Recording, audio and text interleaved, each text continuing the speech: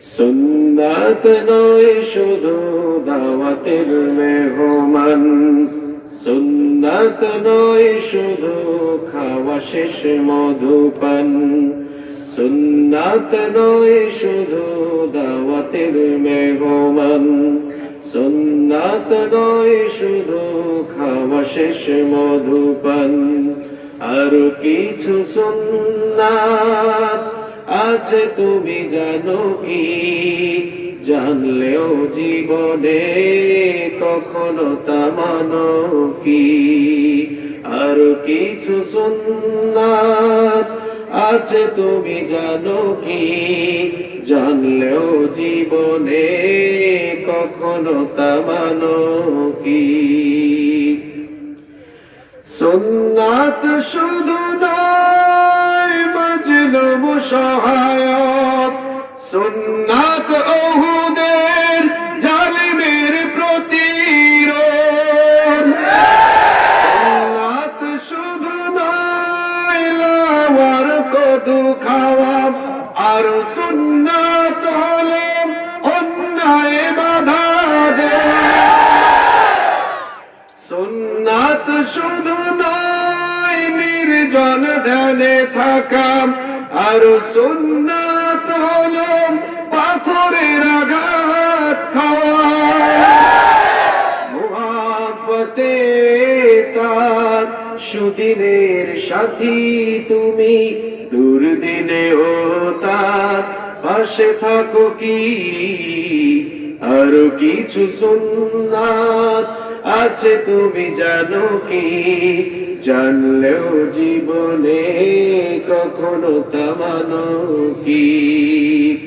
ونشهد أن لا إله إلا الله وحده لا شريك له، ونشهد أن سيدنا وسندنا وحبيبنا وطبيبنا وطبيب أرواحنا محمدا عبد الله ورسوله،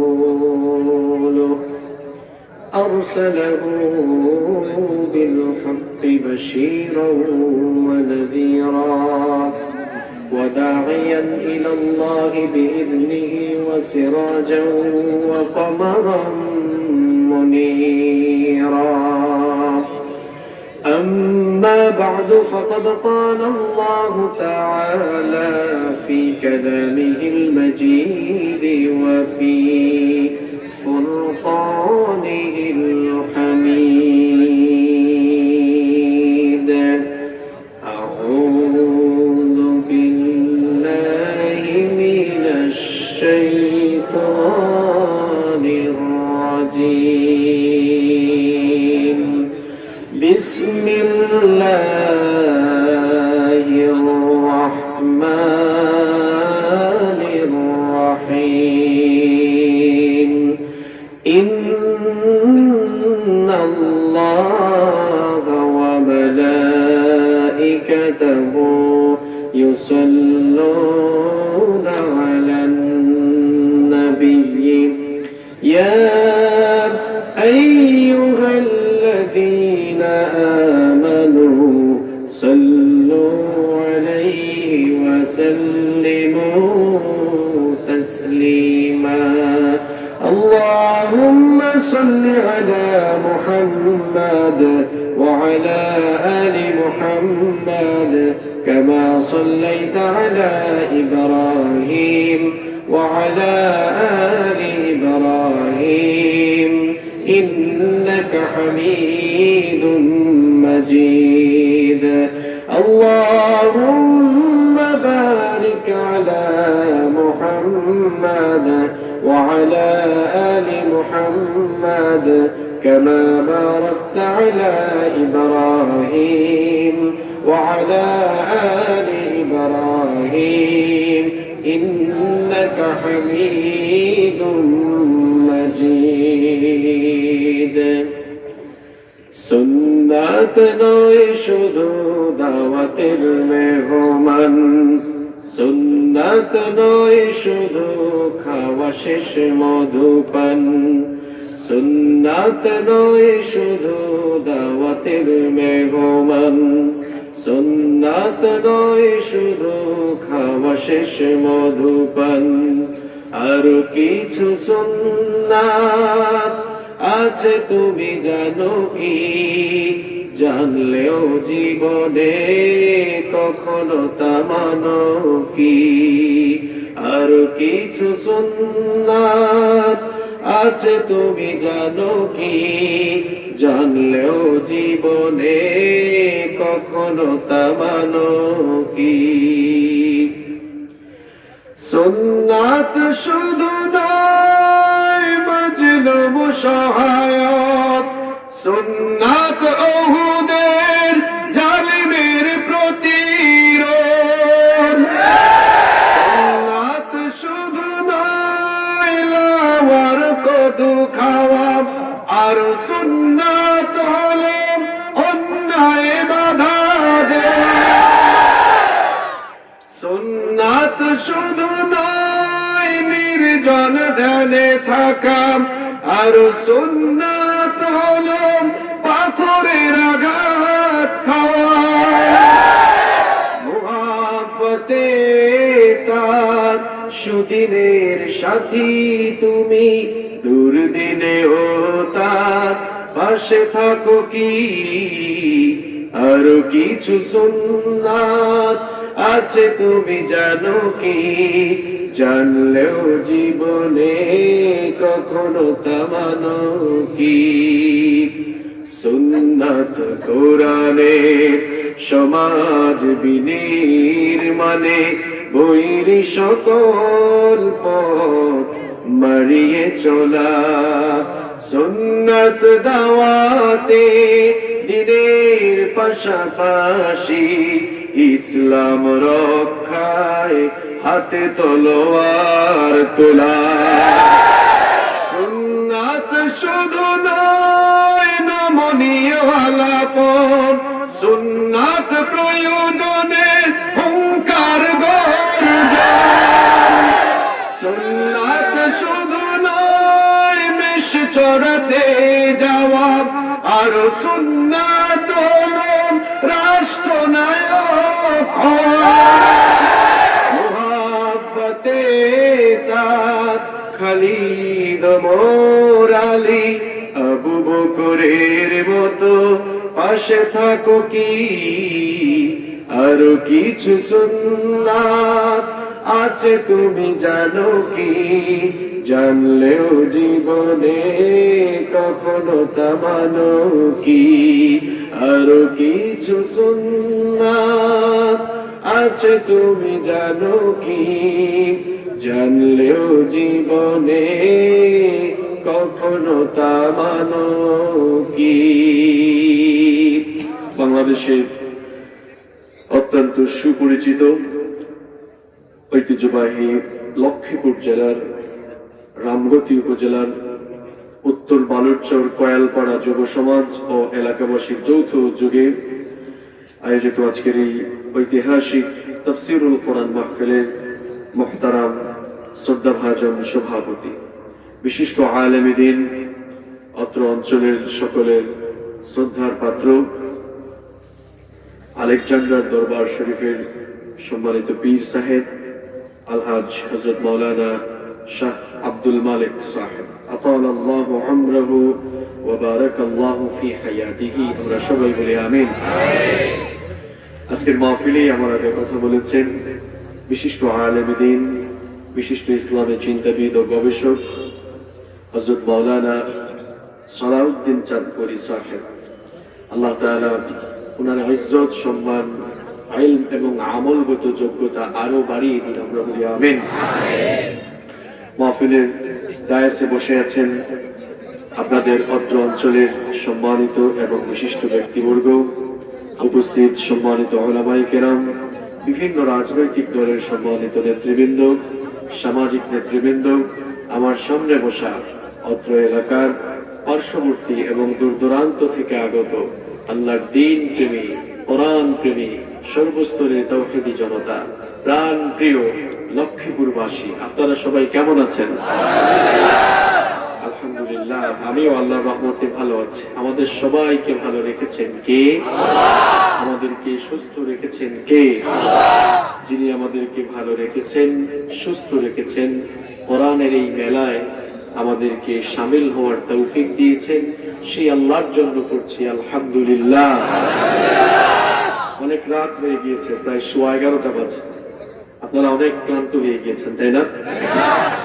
আমি আসার সময় আজকে রাস্তায় আমাদের গাড়ি প্রবলেম করায় গাড়ি চেঞ্জ করে আরেকটা গাড়ি দিয়ে আসতে হয়েছে, এজন্য পৌঁছাতে অনেক দেরি হয়ে গিয়েছে। তো অনেক কষ্টের পরে আমরা যে কোরআনের এই মেলায় আসতে পেরেছি, এজন্য আল্লাহর শুকরিয়া জানাচ্ছি আলহামদুলিল্লাহ।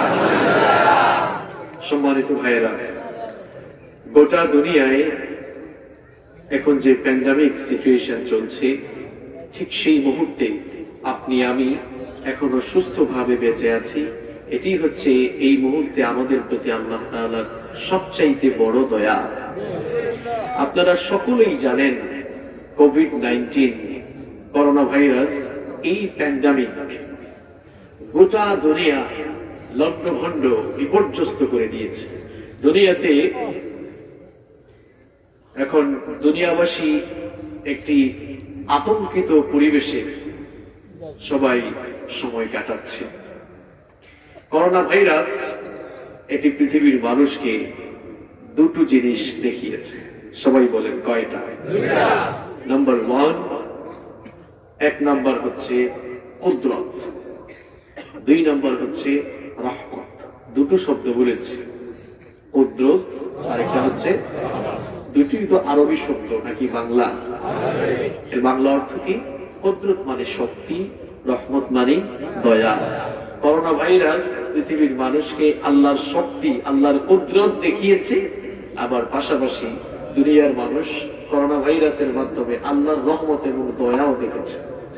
কিভাবে একটু এক্সপ্লেইন করে দেই, আপনারা মনোযোগের সাথে শুনেন। এই করোনা ভাইরাস পৃথিবীর মানুষকে কি শিক্ষা দিল?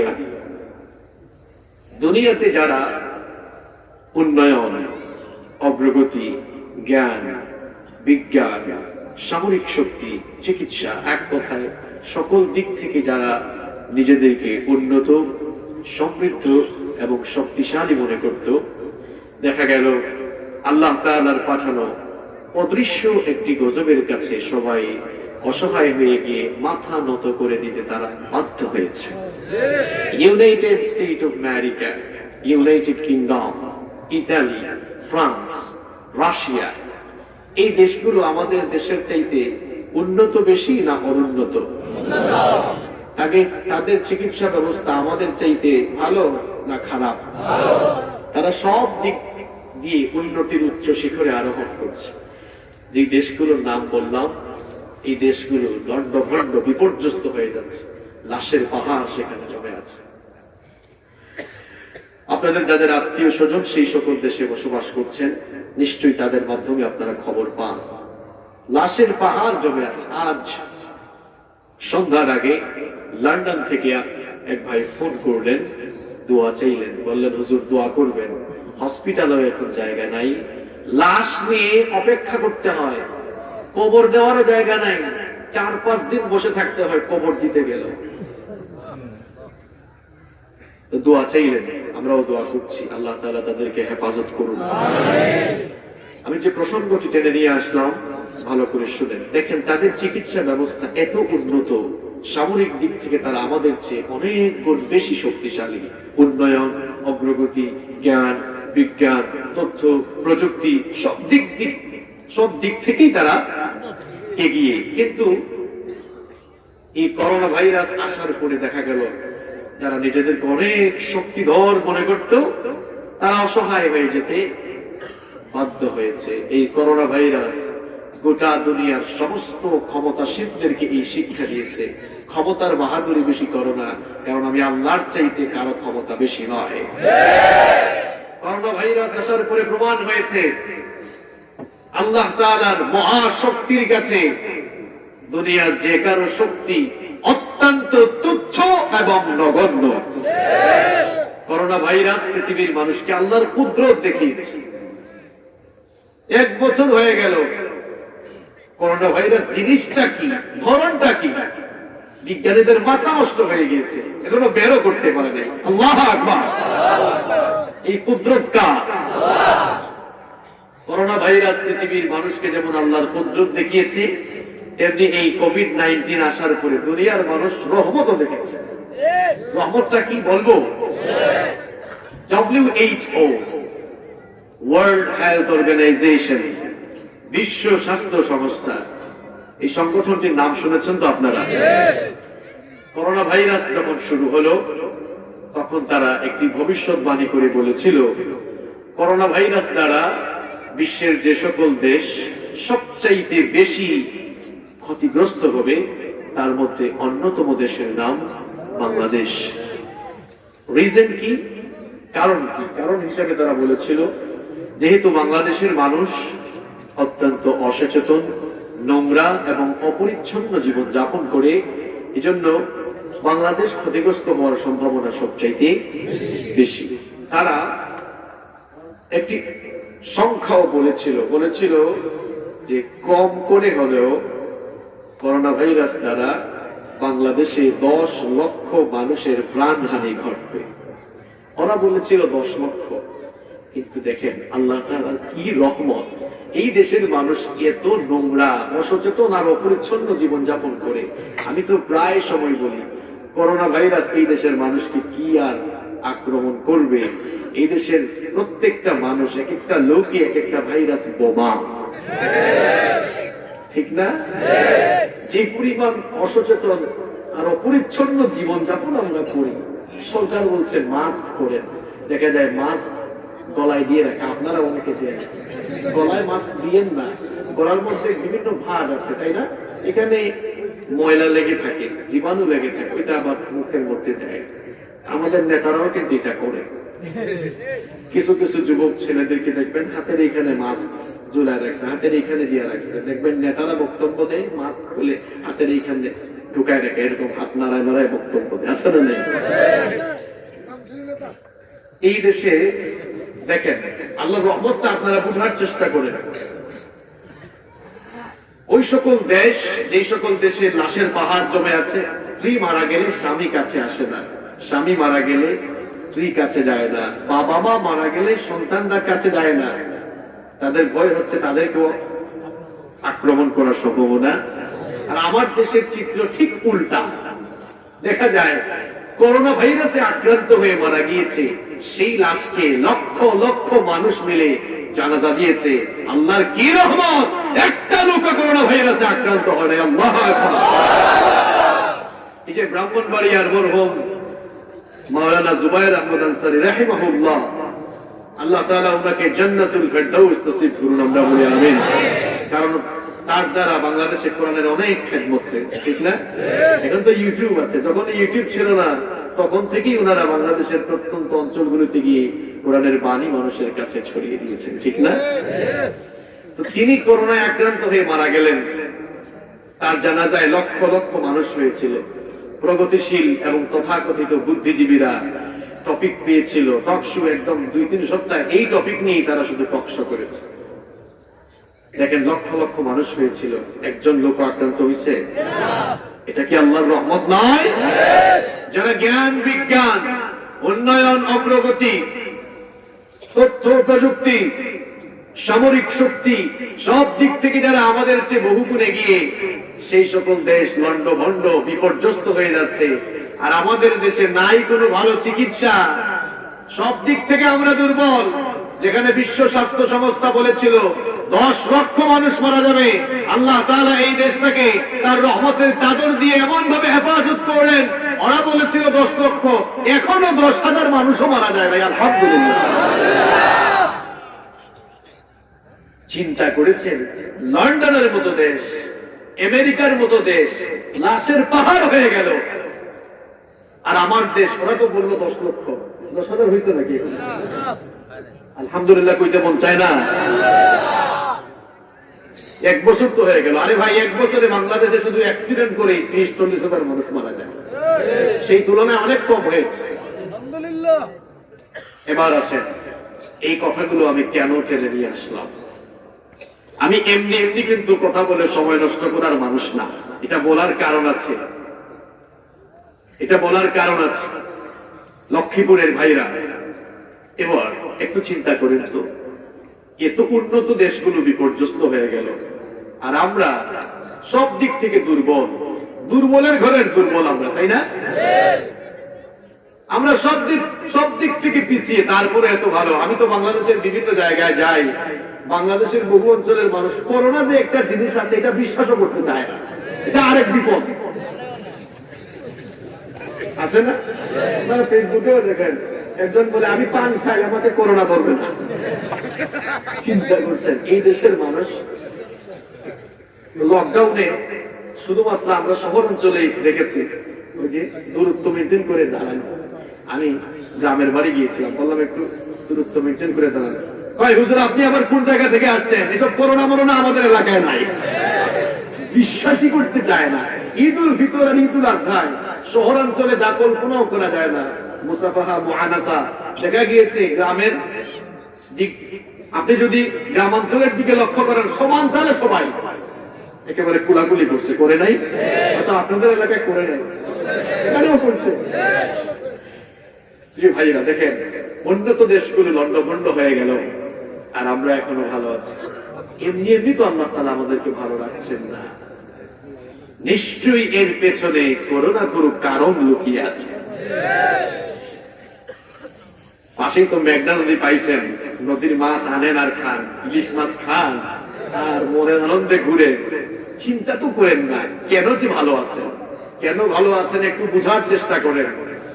আমি গত কয়েক মাস চিন্তা করলাম, গবেষণা করলাম যে আমরা এত দুর্বল, এত অনুন্নত, এত অসচেতন আর অপরিচ্ছন্ন হওয়ার পরেও আমরা আক্রান্তের দিক থেকে এত কম কেন? আবার ভালো হওয়ার সংখ্যাটাও আমাদের দেশে বেশি, এত ভালো। আর ওরা যাদের চিকিৎসা ব্যবস্থা অনেক উন্নত, এদের উপরে এই ঠাডা বলল কেন?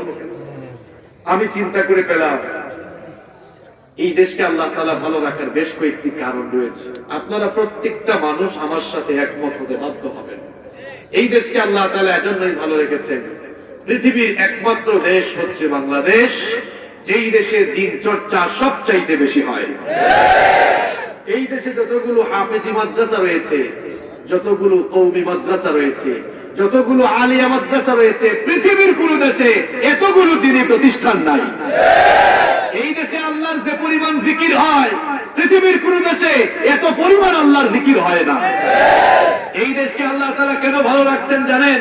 পৃথিবীর একমাত্র দেশ হলো বাংলাদেশ, যেই দেশে শীতের সিজন আসলে একটানা 5 থেকে 6 মাস বাংলাদেশের কোন না কোন জায়গার কোন না কোন এলাকা থেকে কোরআনের মাহফিল থেকে কোরআনের সাউন্ড ভেসে আসে।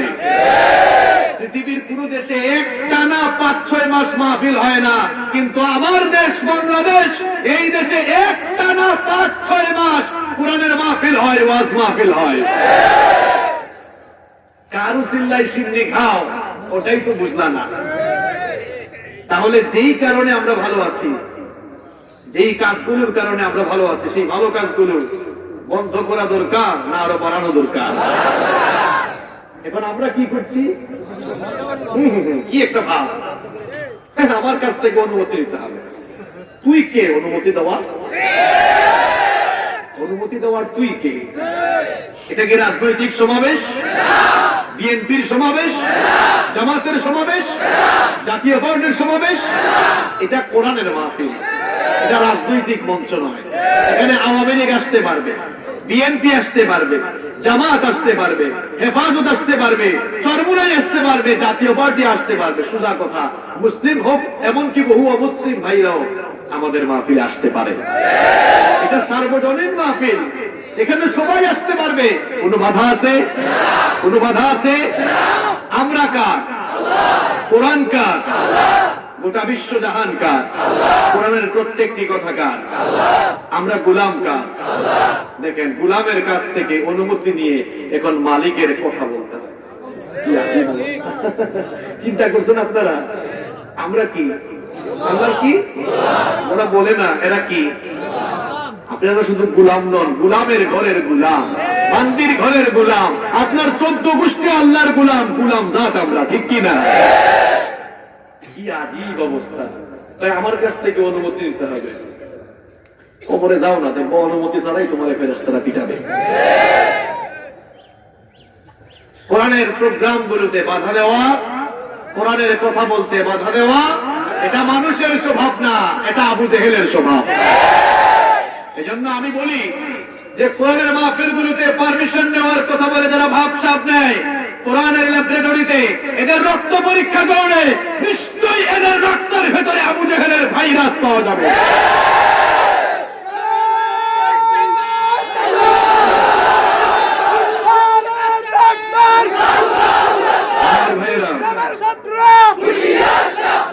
আমার ভাইয়েরা শোনেন, বাংলাদেশের মানুষ অত্যন্ত কোরআন পাগল। ফোন করে বলে, হুজুর ভিক্ষুকের মতো এর দুয়ারে একবার তার দুয়ারে একবার পারমিশনের জন্য যাই। আমরাও বলি ভাই সবর করেন, দেখবেন আল্লাহ তাআলা এদেরকে মরার আগে এদেরকেও ভিক্ষুক বানায় মানুষের দুয়ারে দুয়ারে ঘুরাবেন। যারা কোরআনের মাহফিল বন্ধ করে, আল্লাহ তাআলা কপালে হেদায়াত থাকলে যেন হেদায়াত দান করেন, আর না থাকলে এদের ঘরে ঘরে যেন আল্লাহ তাআলা এক একটা ঐশী পয়দা করে দেন। করোনা ভাইরাসকে কেন্দ্র করে মাহফিল বন্ধ করতে চায়। গাধার গাধা। কেন ভালো আছো এটা তো চিন্তা করো না, কেন ভালো আছো এটা তো চিন্তা করো না। এজন্য আমরাও প্রায় প্রোগ্রামে বলি, আল্লাহ এই লোকগুলার কপালে হেদায়াত থাকলে হেদায়াত দিও, আর না থাকলে তোমার করোনা গজব এর উপরেই তুমি ঢেলে দিও।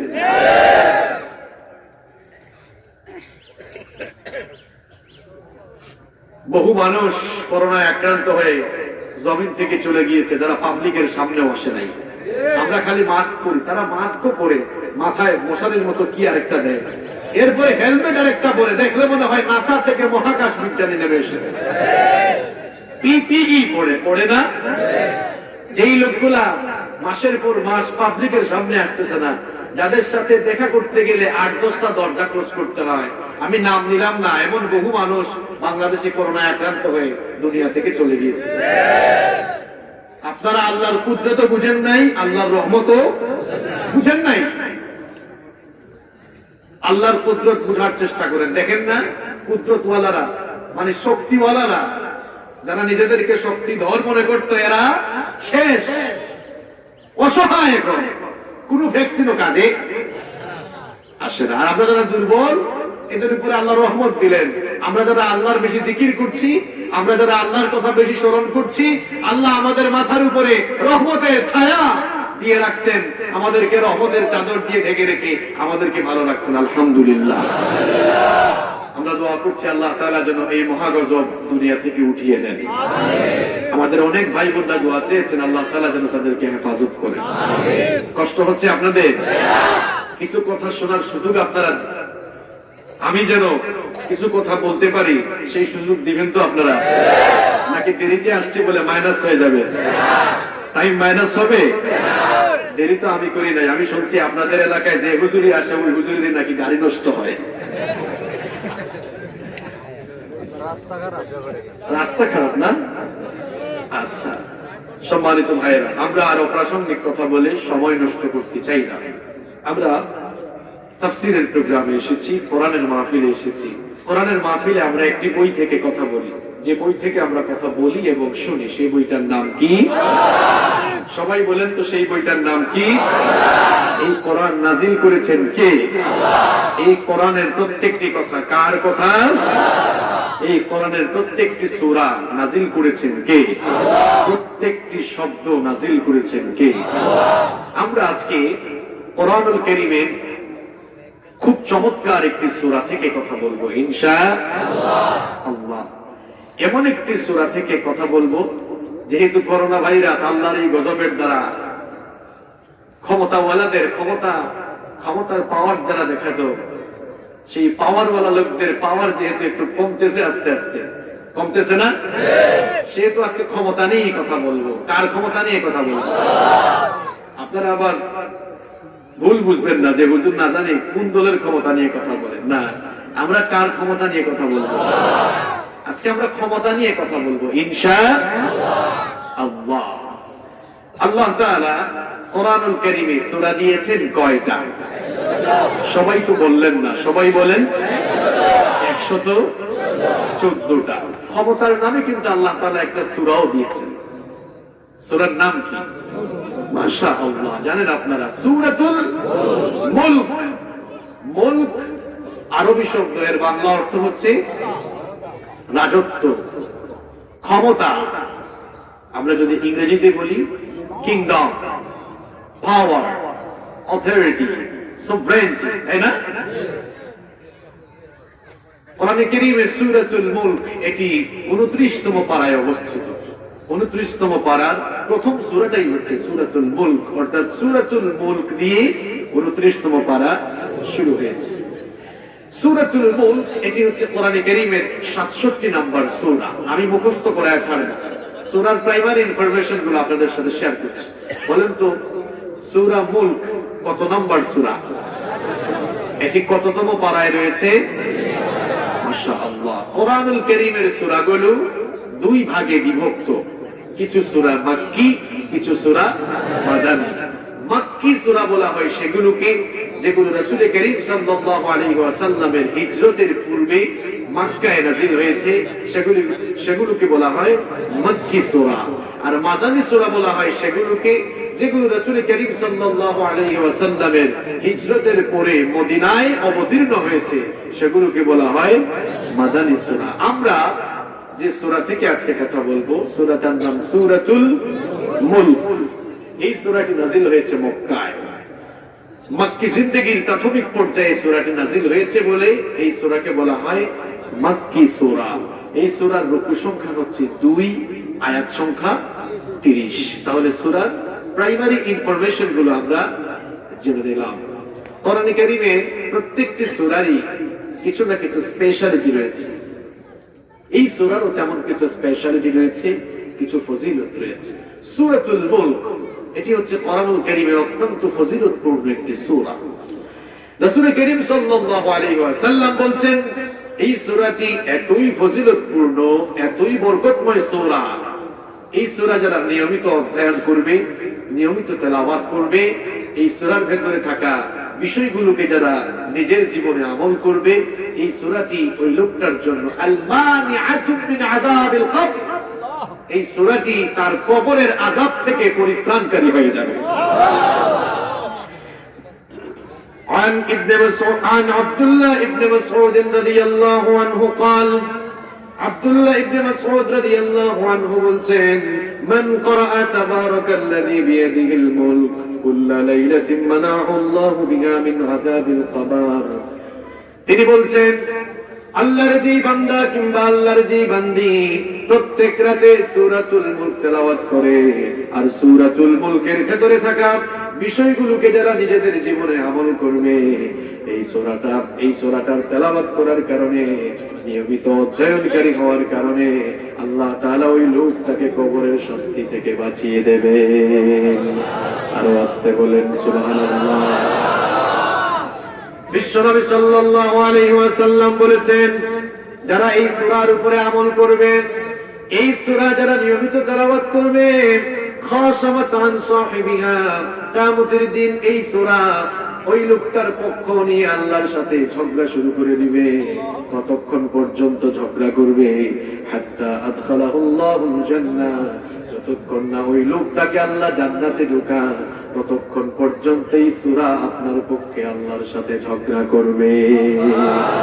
তাহলে এই সূরাটার ফজিলত কম না বেশি? আবার দেখেন, আবু দাউদ এবং তিরমিজি শরীফে হাদিস বর্ণিত হয়েছে, আন আবি হুরায়রা আনিন নবী সাল্লাল্লাহু আলাইহি ওয়াসাল্লাম قال সাইয়্যিদুল মুহাদ্দিসিন আবু হুরায়রা রাদিয়াল্লাহু আনহু হাদিসটি বর্ণনা করেছেন। বিশ্বনবী সাল্লাল্লাহু আলাইহি ওয়াসাল্লাম বলেছেন, ইন্না সূরাতাম মিনাল কুরআনি 30 আয়া, নিশ্চয়ই কোরআনের ভিতরে 30 আয়াত বিশিষ্ট একটি সূরা রয়েছে, শাফাআত লিরাজুলিন হাত্তা গুফিরা লাহু ওয়া হিয়া সূরাতুল মুলক। এই সূরাটা যারা তেলাওয়াত করবে, কিয়ামতের দিন এই সূরা আল্লাহর কাছে সুপারিশ করে বলবে, ওগো আল্লাহ এই লোকটাকে আপনি মাফ করে জান্নাত দান করে। এই সূরাটি যেহেতু ফজিলতময় সূরা, বরকতময় সূরা, এই জন্য বিশ্বনবী সাল্লাল্লাহু আলাইহি ওয়াসাল্লামের আমল ছিল সূরাতুল মুলক তেলাওয়াত না করে বিশ্বনবী সাল্লাল্লাহু আলাইহি ওয়াসাল্লাম রাতের বেলা কখনো ঘুমাতে যেতেন না। সূরাতুল মুলক তেলাওয়াত করার পরে এরপরে বিছানায় পিঠ লাগাতেন, ঘুমাতেন। দেখেন বিশ্বনবী সাল্লাল্লাহু আলাইহি ওয়াসাল্লামের প্রিয় সাহাবী জাবির বিন আব্দুল্লাহ রাদিয়াল্লাহু আনহু বলছেন أن النبي صلى الله عليه وسلم كان لا ينام حتى يقرأ سورة الملك। তিনি বলছেন বিশ্ব নবী সাল্লাল্লাহু আলাইহি ওয়াসাল্লাম যতক্ষণ না সূরাতুল মুলক তেলাওয়াত করতেন, সূরাতুল মুলক তেলাওয়াত না করে কখনো ঘুমাতেন না। এজন্য রাসূল করিম সাল্লাল্লাহু আলাইহি ওয়াসাল্লাম চাইতেন, আকাঙ্ক্ষা করতেন তার উম্মতের লোকেরা যেন এই সূরাটির উপরে আমল করে, তারা যেন সূরাটির তেলাওয়াতকারী হয়, সূরাটির মুখস্থকারী হয়, এবং এই সূরাটি যেন আমরা অন্তরে গেঁথে রাখি, এই সূরার সাথে যেন আমরা তাআল্লুক, সম্পর্ক পয়দা করি। এটি কামনা করতেন মুহাম্মদ সাল্লাল্লাহু আলাইহি ওয়াসাল্লাম। যেহেতু এই সূরাটি ফজিলতপূর্ণ সূরা, বরকতময় সূরা, এই সূরাটি আপনারা তেলাওয়াত করবেন তো? মুখস্থ করার দরকার আছে না নাই? এই সূরায় আয়াত আছে কয়টা? মাত্র 30টা আয়াত। প্রত্যেক দিন যদি 3 আয়াত করে মুখস্থ করেন তাহলে 10 দিনে শেষ। যাদের জেহেন শক্তি কম 2 আয়াত করে শিখেন তাহলে 15 দিনে শেষ। যাদের জেহেন শক্তি এর চেয়েও কম 1 আয়াত করে শিখেন 30 দিনে শেষ। এই সূরাটি তেলাওয়াত করবেন, ভেতরে থাকা বিষয়গুলো আমল করবেন, তাহলে এই সূরাটি কিয়ামতের দিন আপনার জন্য শাফায়াতকারী হয়ে যাবে। সুবহানাল্লাহ। এবার আসেন, এই সূরার ফজিলত আমরা জানলাম, হোমওয়ার্ক দিলাম, সূরাটি আমরা পড়ব, মুখস্থ করব ইনশাআল্লাহ। এই সূরাটির মাওদু, বিষয়বস্তু কি, সেন্ট্রাল থিম, আলোচ্য বিষয় কি, কোন বিষয় নিয়ে এই সূরার ভিতরে আলোচনা হয়েছে? এই সূরার মধ্যে আল্লাহ তাআলা তার সার্বভৌম ক্ষমতার পরিচয় দিয়েছেন। এই সূরার মধ্যে আল্লাহ তাআলা তার নিজের পরিচয় খুব চমৎকার করে তুলে ধরেছেন। বিশেষ করে যারা স্রষ্টায় বিশ্বাস করে না তাদের জন্য এই সূরার ভেতরে মেডিসিন রয়েছে। এই সূরাটি কেউ যদি সুন্দর করে বুঝে পড়ার চেষ্টা করে, তার তালাবদ্ধ অন্তর খুলে যাবে, তার ঘুমন্ত বিবেক জাগ্রত হয়ে যাবে, সে স্রষ্টাকে চিনতে পারবে ইনশাআল্লাহ। বহু মানুষ দুনিয়াতে আছে যারা স্রষ্টায় বিশ্বাস করে না। তারা বলে there is no God, স্রষ্টা বলতে কেউ নেই। কেন কেউ নেই? স্রষ্টায় তারা কেন বিশ্বাস করে না? তাদের দাবি হলো unseen is nothing, যা দেখা যায় না তা বিশ্বাস করা যায় না। স্রষ্টা থাকলে তো আমরা দেখতে পারতাম, আমরা যেহেতু দেখি না এই জন্য বিশ্বাসও করি না। তো তাদের প্রতি আমার প্রশ্ন হচ্ছে, করোনা ভাইরাস কি তোমরা দেখছো না? বলেন তো, নাস্তিকরা করোনা দেখেছে কিনা, কিন্তু বিশ্বাস করে কিনা? শুধু যে বিশ্বাস করে তাই না, দেখেন বাংলাদেশের বহু মুসলমান, এদেরকে আমরা জোর করেও করোনা আছে বিশ্বাস করাইতে পারি না। আর নাস্তিকরা খুব সচেতন, অবশ্যই করোনা আছে, একেবারে হেলমেট পরে, পিপি পরে রাস্তায় ঘুরে। তো তোমাদেরকে বলতে চাই, আল্লাহর পাঠানো করোনাকে বিশ্বাস করো, যিনি করোনা পাঠালেন তাকে বিশ্বাস করো না। এটা কেমন কথা? কোনদিন অক্সিজেন দেখেছেন আপনারা? নাস্তিকরাও তো দেখেছে নাকি? দেখে নাই, কিন্তু বিশ্বাস করে কিনা? বাতাস দেখছেন আপনারা? বিশ্বাস করেন কিনা? আসলে আমি মাঝে মাঝে বলি, যেমন কুকুর তেমন মুগুর দরকার। এরকম কোন নাস্তিককে পেলে আপনারা বলবেন, তোকে যে তোর বাপ জন্ম দিছে এটা কি দেখছো নাকি? দেখছে নাকি বলেন? তো বিশ্বাস করিস কিনা? বলবেন অবশ্যই বিশ্বাস করি। তো বলবেন এটা যে তোর বাপ, তুই বিশ্বাস করলি কেমনে? সে যে তোকে জন্ম দিছে এটা তো তুই দেখোস নাই, বিশ্বাস করস কেন? যদি না দেখে কোনো কিছুকে বিশ্বাস করা যায় না। তোর বাপ তোকে জন্ম দিয়েছে, তুই দেখিস নাই, তার মধ্যে তোর জন্মের ভেতরে কিন্তু সমস্যা থাকার সম্ভাবনা আছে। যেমন কুকুর তেমন মুগুর দরকার। স্রষ্টার সৃষ্টির ভেতরেই স্রষ্টার পরিচয় লুকিয়ে আছে। একবার এক গ্রাম্য অশিক্ষিত বেদুইন লোককে জিজ্ঞেস করা হলো, স্রষ্টা যে আছেন স্রষ্টার অস্তিত্বের প্রমাণ স্বরূপ তুমি কি কিছু বলতে পারো নাকি? ওই অশিক্ষিত গ্রাম্য লোক, যে কোনোদিন স্কুলে পড়ে নাই, কলেজে পড়ে নাই, ইউনিভার্সিটিতে পড়ে নাই, এমন অশিক্ষিত লোকও স্রষ্টার পরিচয় দিতে পারে। কারণ হলো আমার ভাইরা, স্রষ্টার পরিচয় দিতে গেলে এত শিক্ষা দীক্ষার দরকার নাই, সৃষ্টির মাঝেই স্রষ্টার পরিচয় লুকিয়ে আছে। গ্রাম্য ওই অশিক্ষিত লোককে যখন বলা হলো স্রষ্টা যে আছেন, স্রষ্টার অস্তিত্বের প্রমাণ স্বরূপ তোমার কাছে কি কোনো এক্সাম্পল আছে নাকি, তুমি কিছু বলতে পারো নাকি? ওই অশিক্ষিত গ্রাম্য লোকটা তখন বলল, রাস্তায় চলার সময় কিংবা মরুভূমিতে চলার সময় উটের মল দেখলে আমরা বুঝতে পারি এই রাস্তা দিয়ে কোনো উট হেঁটে গিয়েছে। রাস্তাঘাটে মানুষের পদচিহ্ন, মানুষের পায়ের চিহ্ন দেখলে বোঝা যায় এই রাস্তা দিয়ে কোনো মানুষ হেঁটে গিয়েছে। রাস্তার মধ্যে যদি ছাগলের পায়খানা দেখা যায় তাহলে আমরা বুঝতে পারি এই রাস্তা দিয়ে মনে হয় কোনো ছাগল হেঁটে গিয়েছে। এগুলো দেখে যদি এত কিছু বোঝা যায়, তাহলে মাথার উপর সুবিস্তৃত আকাশ, পায়ের চলায় বিশাল জমিন, নদ নদী, খাল বিল, সমুদ্র, মহাসমুদ্র, বৃক্ষরাজি, আল্লাহ তাআলার এত সৃষ্টিকুল দেখে কেন বোঝা যাবে না এর পেছনে স্রষ্টা আছে? আছেন না নাই? তিনি কে? আল ইমামুল আযম আবু হানিফা রাহিমাহুল্লাহ। তার সাথে একবার এক নাস্তিকের ডিবেট হয়েছিল, বিতর্ক হয়েছিল। নাস্তিক বলে আল্লাহ বলতে কেউ নাই, আর ইমাম সাহেব বলছেন অবশ্যই স্রষ্টা বলতে কেউ আছে। ইমাম আবু হানিফা রাহমাতুল্লাহি আলাইহি কে আপনারা কি আপনাদের মসজিদের ইমাম সাহেবের মতো ইমাম মনে করেন নাকি? হ্যাঁ, কত বড় ইমাম তিনি ছিলেন, কত বড় মুজতাহিদ তিনি ছিলেন। আল ফিকহুল আকবরের মতো গ্রন্থ তিনি রচনা করেছেন। আল্লাহু আকবার। ইমাম আবু হানিফা বললেন, আল্লাহ যে আছেন এটা আমি তোমাকে প্রমাণ করে দিতে পারবো, তুমি কি আমার সাথে বসবা? নাস্তিক বলল অবশ্যই বসবো। নাস্তিকরা কিন্তু যারা বিজ্ঞ উলামায়ে কেরাম, বসার আগ পর্যন্ত ওনাদের থলিতে যে কি আছে সেটা বসার পরে বুঝে। দেখেন নাই আমাদের দেশে কিছুদিন আগে এক হাঁস মুরগা চুলের অবস্থাটা কি হয়েছে, দেখছেন কিনা আপনারা? নাস্তিক বলল অবশ্যই বসবো, ইরাইতে বসতে চাই। ইমাম আবু হানিফা রাহমাতুল্লাহি আলাইহি বললেন, ঠিক আছে, আগামীকাল যোহরের পর তোমার সাথে আমার কথা হবে। দেখা গেল পরের দিন যোহরের সময় নাস্তিক চলে এসেছে, উৎসুক জনতা, তারাও ভিড় করেছে। আজকে ইমাম সাহেবের আর নাস্তিকের কি আলাপ আলোচনা হয়, কি ডিবেট হয় দেখবো। আপনারাও তো দেখি মাঝে মাঝে হুজুরদের সঙ্গে নাস্তিকদের ডিবেট হইলে আপনারাও তো ফেসবুক ওপেন করে বসে থাকেন না? এইরকম ওরাও চলে গিয়েছে, দেখি আজকে কি হয়। উৎসুক জনতা চলে এসেছে, নাস্তিকও চলে এসেছে। ইমাম সাহেবের কোনো খবর, যোহর চলে গেল, আসর হয়ে গেল, তাও কোনো খবর। মাগরিব হয়ে যাওয়ার অবস্থা, ইমাম সাহেব আসলেন। নাস্তিক বলল, তোমাদের ইমাম সাহেবের সময় সচেতনতার কোনো জ্ঞান নেই, তিনি দেরি করে আসছেন। এমন লোকের সাথে তর্ক করা, বিতর্ক করা আমার মতো বুদ্ধিজীবীর জন্য মানায় না, শোভা পায় না।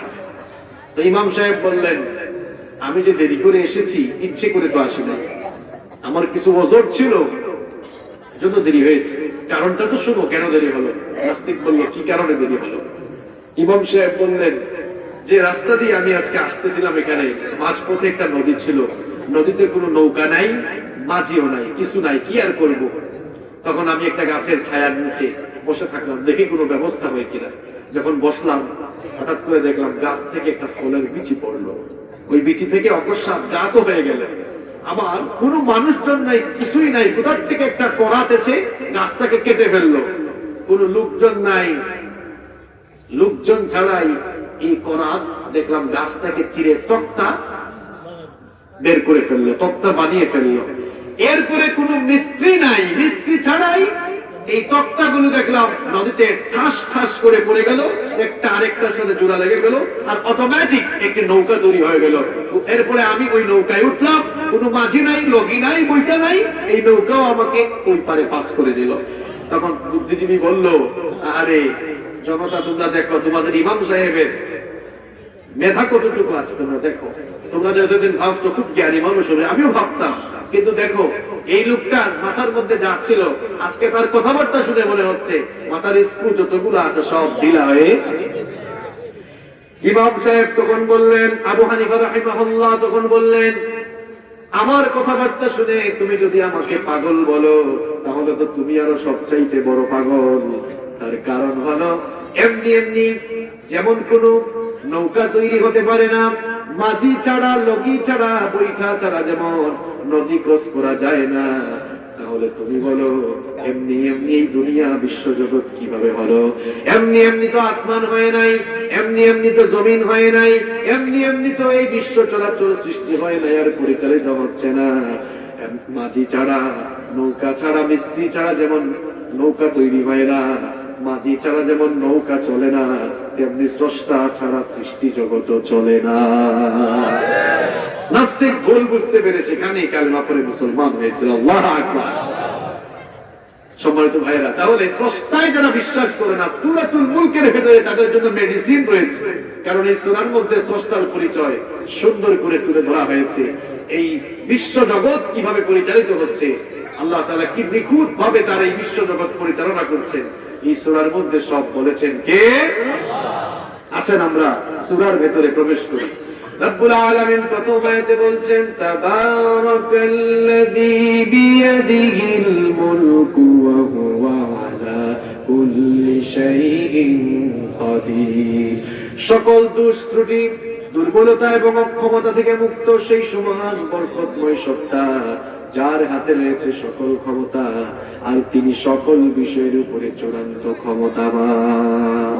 সকল ক্ষমতা কার কাছে? সকল ক্ষমতার মালিক যিনি, তাকে বলা হয় সার্বভৌমত্বের মালিক বা সর্বময় ক্ষমতার মালিক। সার্বভৌমত্বের ডেফিনেশন কি? সার্বভৌমত্বের পরিচয় কি? সার্বভৌম ক্ষমতার মালিক বলা হয় তাকে যিনি মানুষের জীবনের সকল দিক এবং বিভাগের চূড়ান্ত ক্ষমতা রাখার পাশাপাশি গোটা বিশ্বজগতের একচ্ছত্র মালিকানা, হুকুম, নিয়ন্ত্রণ এবং পরিচালনা যার হাতের মুঠায়, তিনিই হচ্ছেন সকল ক্ষমতার মালিক। তাহলে বলেন তো এবার সকল ক্ষমতার মালিক কে হবেন? কিন্তু আপনারা তো মাঝে মাঝে বলেন সকল ক্ষমতার মালিক নাকি আপনারা। ইলেকশন আসলে, নির্বাচন আসলে কিছু মানুষ আপনাদেরকে পাম দেয় না? আপনাদেরকে পাম দিয়া ফুলাইয়া তারপর আপনাদের ভোটগুলোকে ক্যাপচার করে তারা কয় আপনারাই সকল ক্ষমতার মালিক, আপনারাই সকল ক্ষমতার উৎস।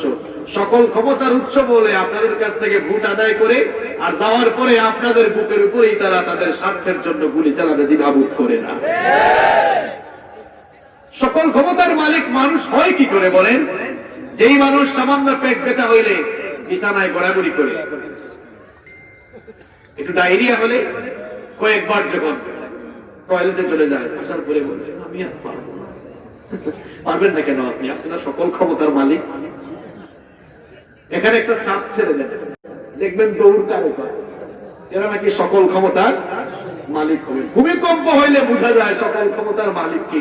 বাড়ির মালিকও দৌড়ায়, ভাড়াটিয়ারাও বাসা ছেড়ে, নাকি বাড়ির মালিক থাকে যে আমি তো বাড়ির মালিক, আমার অনেক ক্ষমতা থাকে নাকি, এতে আরো আগে দৌড়ায়। সকল ক্ষমতার মালিক কখনো মানুষ হতে পারে না। সকল ক্ষমতার মালিক কে? সকল ক্ষমতার মালিক যিনি হবেন তার মধ্যে কি কি কোয়ালিটি থাকবে? সকল ক্ষমতার মালিক যিনি হবেন তার মধ্যে ক্ষমতার কি কি গুণ থাকা লাগবে সেটাও জানার দরকার আছে না নেই? সকল ক্ষমতার মালিক তো হবেন তিনি যার পার্মানেন্ট পাওয়ার থাকবে, চিরস্থায়ী ক্ষমতা যার থাকবে। ভোটে জিতে 5 বছর বা 10 বছরের জন্য ক্ষমতায় আসলাম আর সকল ক্ষমতার মালিক হয়ে গেলাম, হওয়া যাবে নাকি বলেন? এরকম সকল ক্ষমতার মালিক হওয়া যায় না। সকল ক্ষমতার মালিক হবেন তিনি যিনি কখনো ক্ষমতা হারান। এই জন্য আয়াতুল কুরসির ভেতরে আল্লাহ তাআলা তার সকল ক্ষমতার মালিক যে তিনি, সেই পরিচয় খুব সুন্দর করে আয়াতুল কুরসির শুরুতেই দিলেন, আল্লাহু লা ইলাহা ইল্লা হুয়াল হাইয়ুল কাইয়্যুম। আল্লাহ হচ্ছেন তিনি যিনি ছাড়া কোনো ইলাহ নাই, কোনো মাবুদ নাই, আর তিনি হলেন চিরঞ্জীব এবং চিরস্থায়ী। আমরা তো মানুষ, আমাদের শুরু আছে শেষও, যার শুরু আছে এবং শেষ আছে এরা কখনো সকল ক্ষমতার মালিক হতে পারে না। সকল ক্ষমতার মালিক হবেন তিনি, যার কোনো শুরু নাই, যার কোনো শেষও নাই। সকল ক্ষমতার মালিক হলেন আল্লাহ, কারণ তার কোনো শুরু নাই, তার কোনো শেষও নাই। যখন কোনো কিছু ছিল না তখনও তিনি ছিলেন, এখনো আছেন। যখন কোনো কিছু থাকবে না তখনও তিনি থাকবেন কিনা? এই জন্য কোরআনে কারীমের 57 নম্বর সূরা সূরাতুল হাদীদের 3 নম্বরে রব্বুল আলামিন বলছেন, হুয়াল আউয়ালু ওয়াল আখিরু ওয়াল যাহিরু ওয়াল বাতিনু ওয়া হুয়া বিকুল্লি শাইইন আলীম। তিনি হচ্ছেন প্রথম, তিনি হচ্ছেন শেষ। গোপন আর প্রকাশ্যে যা কিছু হয় সবকিছু খবর রাখেন কে? আল্লাহ তাআলা হচ্ছেন সর্বময় ক্ষমতার মালিক, সকল ক্ষমতার উৎস তিনি, সকল ক্ষমতার মালিক তিনি। মহাবিশ্ব সৃষ্টির অনাদিকাল থেকে তিনি ক্ষমতার চেয়ারে আছে, এখনো আছে। এবং মহাবিশ্ব যখন লন্ডভন্ড চূর্ণ বিচূর্ণ হয়ে যাবে তখনও তিনি ক্ষমতার চেয়ারে থাকবে, ঠিক কিনা? আমরা যে যখন চেয়ারে সে তখন গিয়ারে, ঠিক কিনা? যে যখন চেয়ারে সে তখন গিয়ারে থাকে। আল্লাহ তাআলা তো সৃষ্টির শুরু থেকেই, সৃষ্টি যখন হয় নাই, যখন কিছুই ছিল না, তখনও ক্ষমতার চেয়ারে। একটা চেয়ার আজীবন ক্ষমতার চেয়ার, সেই চেয়ারটা কার চেয়ার? সেই চেয়ারের একটা নামও আছে, সেই চেয়ারের নাম কি? কুরসি। সেই চেয়ারের নাম কি? এই একটা চেয়ার, এই চেয়ারের ক্ষমতার পরিবর্তন হয় না, নতুবা সকল চেয়ারের ক্ষমতায় পরিবর্তন আসে। ইউনিয়ন পরিষদের চেয়ারম্যান সাহেবের যে চেয়ার আছে, চেয়ারটা ঠিকই থাকে, দেখা যায় 5 বছর পর পর ব্যক্তি পরিবর্তন হয়ে যায়। সুতরাং যাদের ক্ষমতার কোন স্থায়িত্ব নেই, সেই মানুষ কখনো সকল ক্ষমতার মালিক হতে পারে না। সকল ক্ষমতার মালিক যিনি হবেন, তার পার্মানেন্সি পাওয়ার, চিরস্থায়ী ক্ষমতা থাকতে হবে। আর চিরস্থায়ী ক্ষমতার মালিক কে? আরো আসতে বলেন, চিরস্থায়ী ক্ষমতার মালিক কে? যেহেতু আল্লাহ তাআলা হচ্ছেন চিরস্থায়ী ক্ষমতার মালিক, এই জন্য তিনি হচ্ছেন সকল ক্ষমতার মূল উৎস। এই জন্য সূরাতুল মুলক রব্বুল আলামিন তার ক্ষমতার পরিচয় দিয়ে শুরু করলেন, তাবারাকাল্লাযী বিয়াদিহিল মুলকু ওয়া হুয়া আলা কুল্লি শাইইন কাদির। আল্লাহু আকবার। এই লোকগুলার পাছার মধ্যে শয়তান কি খুশায় নাকি? এরা এখান থেকে বের হয়ে গিয়ে অনেক মানুষকে কষ্ট দিচ্ছে কেন? যারা চলে যাবেন 10 সেকেন্ড সময় দিলাম, উঠে চলে যাবেন। কোরআনের মাহফিলে এরকম আদবের খেলাফ কোনো কাজ করা যাবে না। শয়তান মনে হয় সুরসুরি দিচ্ছে, তাই না? এই জন্যই অবস্থা হচ্ছে। সম্মানিত ভাইরা, তাহলে সকল ক্ষমতার মালিক যিনি হবেন, তার মধ্যে আরো কি কি থাকবে শুনেন। তার পাওয়ারটা হবে অরিজিনাল পাওয়ার, মৌলিক ক্ষমতার মালিক তিনি হবেন, যার ক্ষমতার সমকক্ষ ক্ষমতা আকাশেও কারো থাকবে না, জমিনেও কারো থাকবে। আল্লাহ তাআলার ক্ষমতার সাথে কারো ক্ষমতার কোনো মিল নাই। তার ক্ষমতার সমকক্ষ কিংবা তার সমতুল্য আর কেউ নাই। এই জন্য তিনি হচ্ছেন সার্বভৌম ক্ষমতার মালিক। সূরাতুল ইখলাসের মধ্যে আল্লাহ সেই কথা এভাবে বলেছেন, কুল হুয়াল্লাহু আহাদ আল্লাহুস সামাদ লাম ইয়ালিদ ওয়া লাম ইউলাদ ওয়া লাম ইয়াকুল লাহু কুফুওয়ান আহাদ।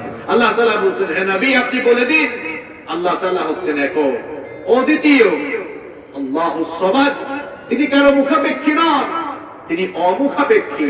লাম ইয়ালিদ ওয়া লাম ইউলাদ, তাকে কেউ জন্ম দেয়নি এবং তিনিও কাউকে জন্ম দেননি। ওয়া লাম ইয়াকুল লাহু কুফুওয়ান আহাদ, আর তার সমতুল্য কেউ আছে? সকল ক্ষমতার মালিক হবেন তিনি, যার সমপর্যায়ে কেউ থাকবে না। আল্লাহু আকবার। সকল ক্ষমতার মালিক যিনি হবেন, তার ইনফিনিট পাওয়ার থাকবে, তিনি অসীম ক্ষমতার মালিক হবেন, যার ক্ষমতার কোন সীমা থাকবে। যেহেতু ক্ষমতার সূরা আল্লাহর ক্ষমতা বুঝাতে গিয়ে মাঝে মাঝে কিছু রাজনৈতিক ব্যক্তিবর্গের ক্ষমতার উদাহরণ আসবে, এই জন্য মন খারাপ করা যাবে। যিনি সার্বভৌম ক্ষমতার মালিক হবেন, তিনি অসীম ক্ষমতার মালিক হবেন, তার ক্ষমতার কোনো সীমা থাকবে না। বাংলাদেশের সরকার যিনি, তার ক্ষমতা বাংলাদেশি সীমাবদ্ধ। সৌদি আরবের সরকার যিনি, তার ক্ষমতা সৌদি আরবেই সীমাবদ্ধ। আরেকটু সহজ করে বুঝাই, বলেন তো আপনাদের ইউনিয়নের চেয়ারম্যান সাহেব, তিনি কি সব ইউনিয়নের চেয়ারম্যান হয়ে আছেন নাকি? তার ক্ষমতা শুধু এই ইউনিয়নে। আপনাদের ইউনিয়নের চেয়ারম্যান সাহেবের কথায় অন্য ইউনিয়নের একটা চৌকিদারেরও চাকরি যাবে না, কারণ ওনার ক্ষমতা এই ইউনিয়ন পর্যন্ত। তার মানে ক্ষমতার কি আছে, একটা সীমা। আপনাদের থানার ওসি সাহেব, তিনি কি বাংলাদেশের সব থানার ওসি হয়ে গিয়েছেন নাকি? তার ক্ষমতা শুধু এই থানার ভেতরে। এবার আসেন, বলেন তো আপনারা, আল্লাহ তাআলার ক্ষমতা শুধু বাংলাদেশে, শুধু ভারতে, শুধু সৌদি আরবে, শুধু মুসলমানদের দেশে, শুধু এশিয়া মহাদেশে? সকল ক্ষমতার মালিক যিনি, তার ক্ষমতার কোনো সীমা থাকবে না। অসীম ক্ষমতার মালিক তিনি হবেন। আর আল্লাহ তাআলা তারই অসীম ক্ষমতার পরিচয় কোরআনে কারীমের বিভিন্ন জায়গায় খুব সুন্দর করে দিয়েছেন। কোরআনে কারীমের 2 নম্বর সূরা সূরাতুল বাকারা এর 107 নম্বর আয়াতে আল্লাহ তাআলা খুব সুন্দর করে বললেন, আলাম তা'লাম আন্নাল্লাহা লাহু মুলকুস সামাওয়াতি ওয়াল আরদ ওয়া মা লাকুম মিন দুনিল্লাহি মিন ওয়ালিয়্যিন ওয়া লা নাসীর। আল্লাহ তাআলা বলছেন, তোমরা কি জানো না আকাশ মণ্ডলী আর জমিনে যা কিছু আছে সবকিছুর রাজত্ব, সবকিছুর মালিকানা, সবকিছুর ক্ষমতা কার কাছে? তিনি ছাড়া তোমাদের কোনো অভিভাবক নাই, তিনি ছাড়া তোমাদের কোনো সাহায্যকারী নাই। আসমান আর জমিনে সব জায়গায় কার ক্ষমতা চলে? কোরআনে কারীমের 5 নম্বর সূরা সূরাতুল মাঈদা এর 17 নম্বর আয়াতের শেষাংশে রব্বুল আলামিন সুন্দর করে বলছেন, ওয়ালিল্লাহি মুলকুস সামাওয়াতি ওয়াল আরদি ওয়া মা বাইনাহুমা ইয়াখলুকু মা ইয়াশা ওয়াল্লাহু আলা কুল্লি শাইইন কাদির। আল্লাহ তাআলা বলছেন, আসমান সমূহ, আকাশ মণ্ডলী আর জমিনের মালিকানা কার কাছে? তিনি যা চান তাই তিনি সৃষ্টি করতে পারেন। সকল বিষয়ের উপরে তার জ্ঞান রয়েছে, সবকিছুই সম্পর্কে তিনি জানেন। আবার কোরআনে কারীমের 57 নম্বর সূরা সূরাতুল হাদীদের 3-5 নম্বর আয়াতে রব্বুল আলামিন চমৎকার করে বলছেন, লাহু মুলকুস সামাওয়াতি ওয়াল আরদি ওয়া ইলাল্লাহি তুরজাউল উমুর। আল্লাহু আকবার। আসমানের জমিনে যা কিছু আছে সবকিছুর মুলক, সবকিছুর রাজত্ব, সবকিছুর ক্ষমতা কার কাছে? আল্লাহ তাআলা সকল ক্ষমতার মালিক। তার ক্ষমতার কোনো সীমা নাই, কোনো সীমা নাই। বরং আমাদের দু চোখ যেদিকে যায়, আমরা চোখে যা দেখি, যা দেখি না, যা কিছু আছে সবকিছুর ক্ষমতা কার কাছে? এই জন্য রব্বুল আলামিন হচ্ছেন সকল ক্ষমতার মালিক।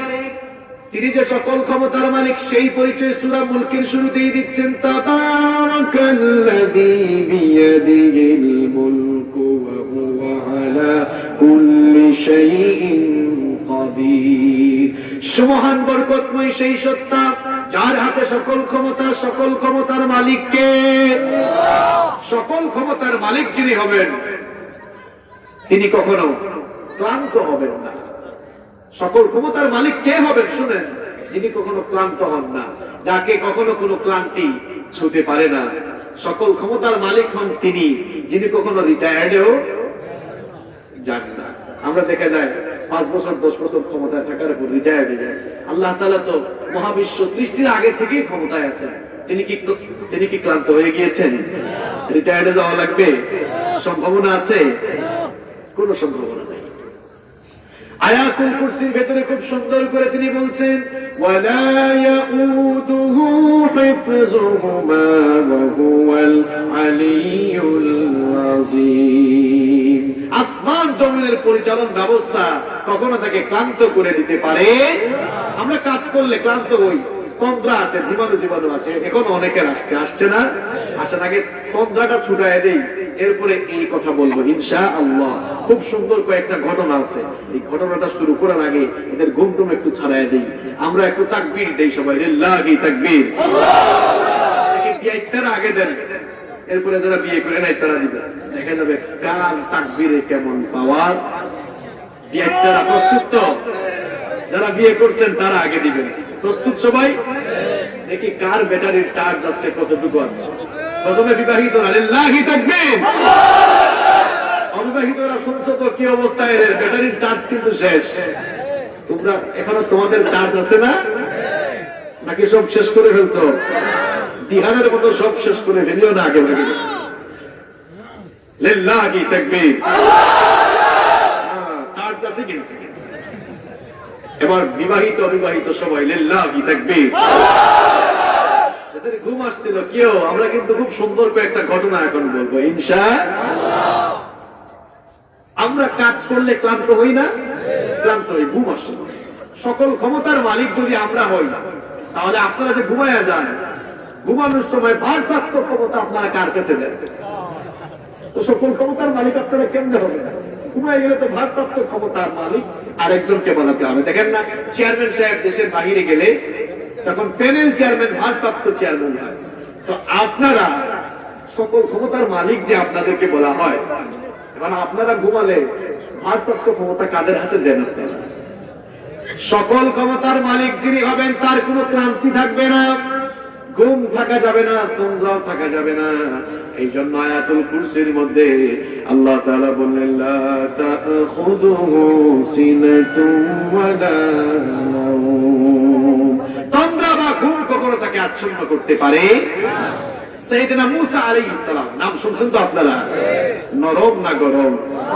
আরে বাপ রে বাপ, এমন গরম যখন রাজ করতেন পাগড়ি ভেদ করে চুলগুলো দাঁড়িয়ে যেত। আল্লাহু আকবার। এতর আগে মানুষ ফেরাউনের বংশের একজন এক থাপ্পড় দিয়ে দুনিয়া থেকে বিদায় করে দিয়েছেন। আল্লাহু আকবার। শুধু যে মানুষকে থাপ্পড় দিয়ে দুনিয়া থেকে বিদায় করেছে তা না, তিনি এত পাওয়ারফুল, মালাকুল মউতকে পর্যন্ত থাপ্পড় দিচ্ছে।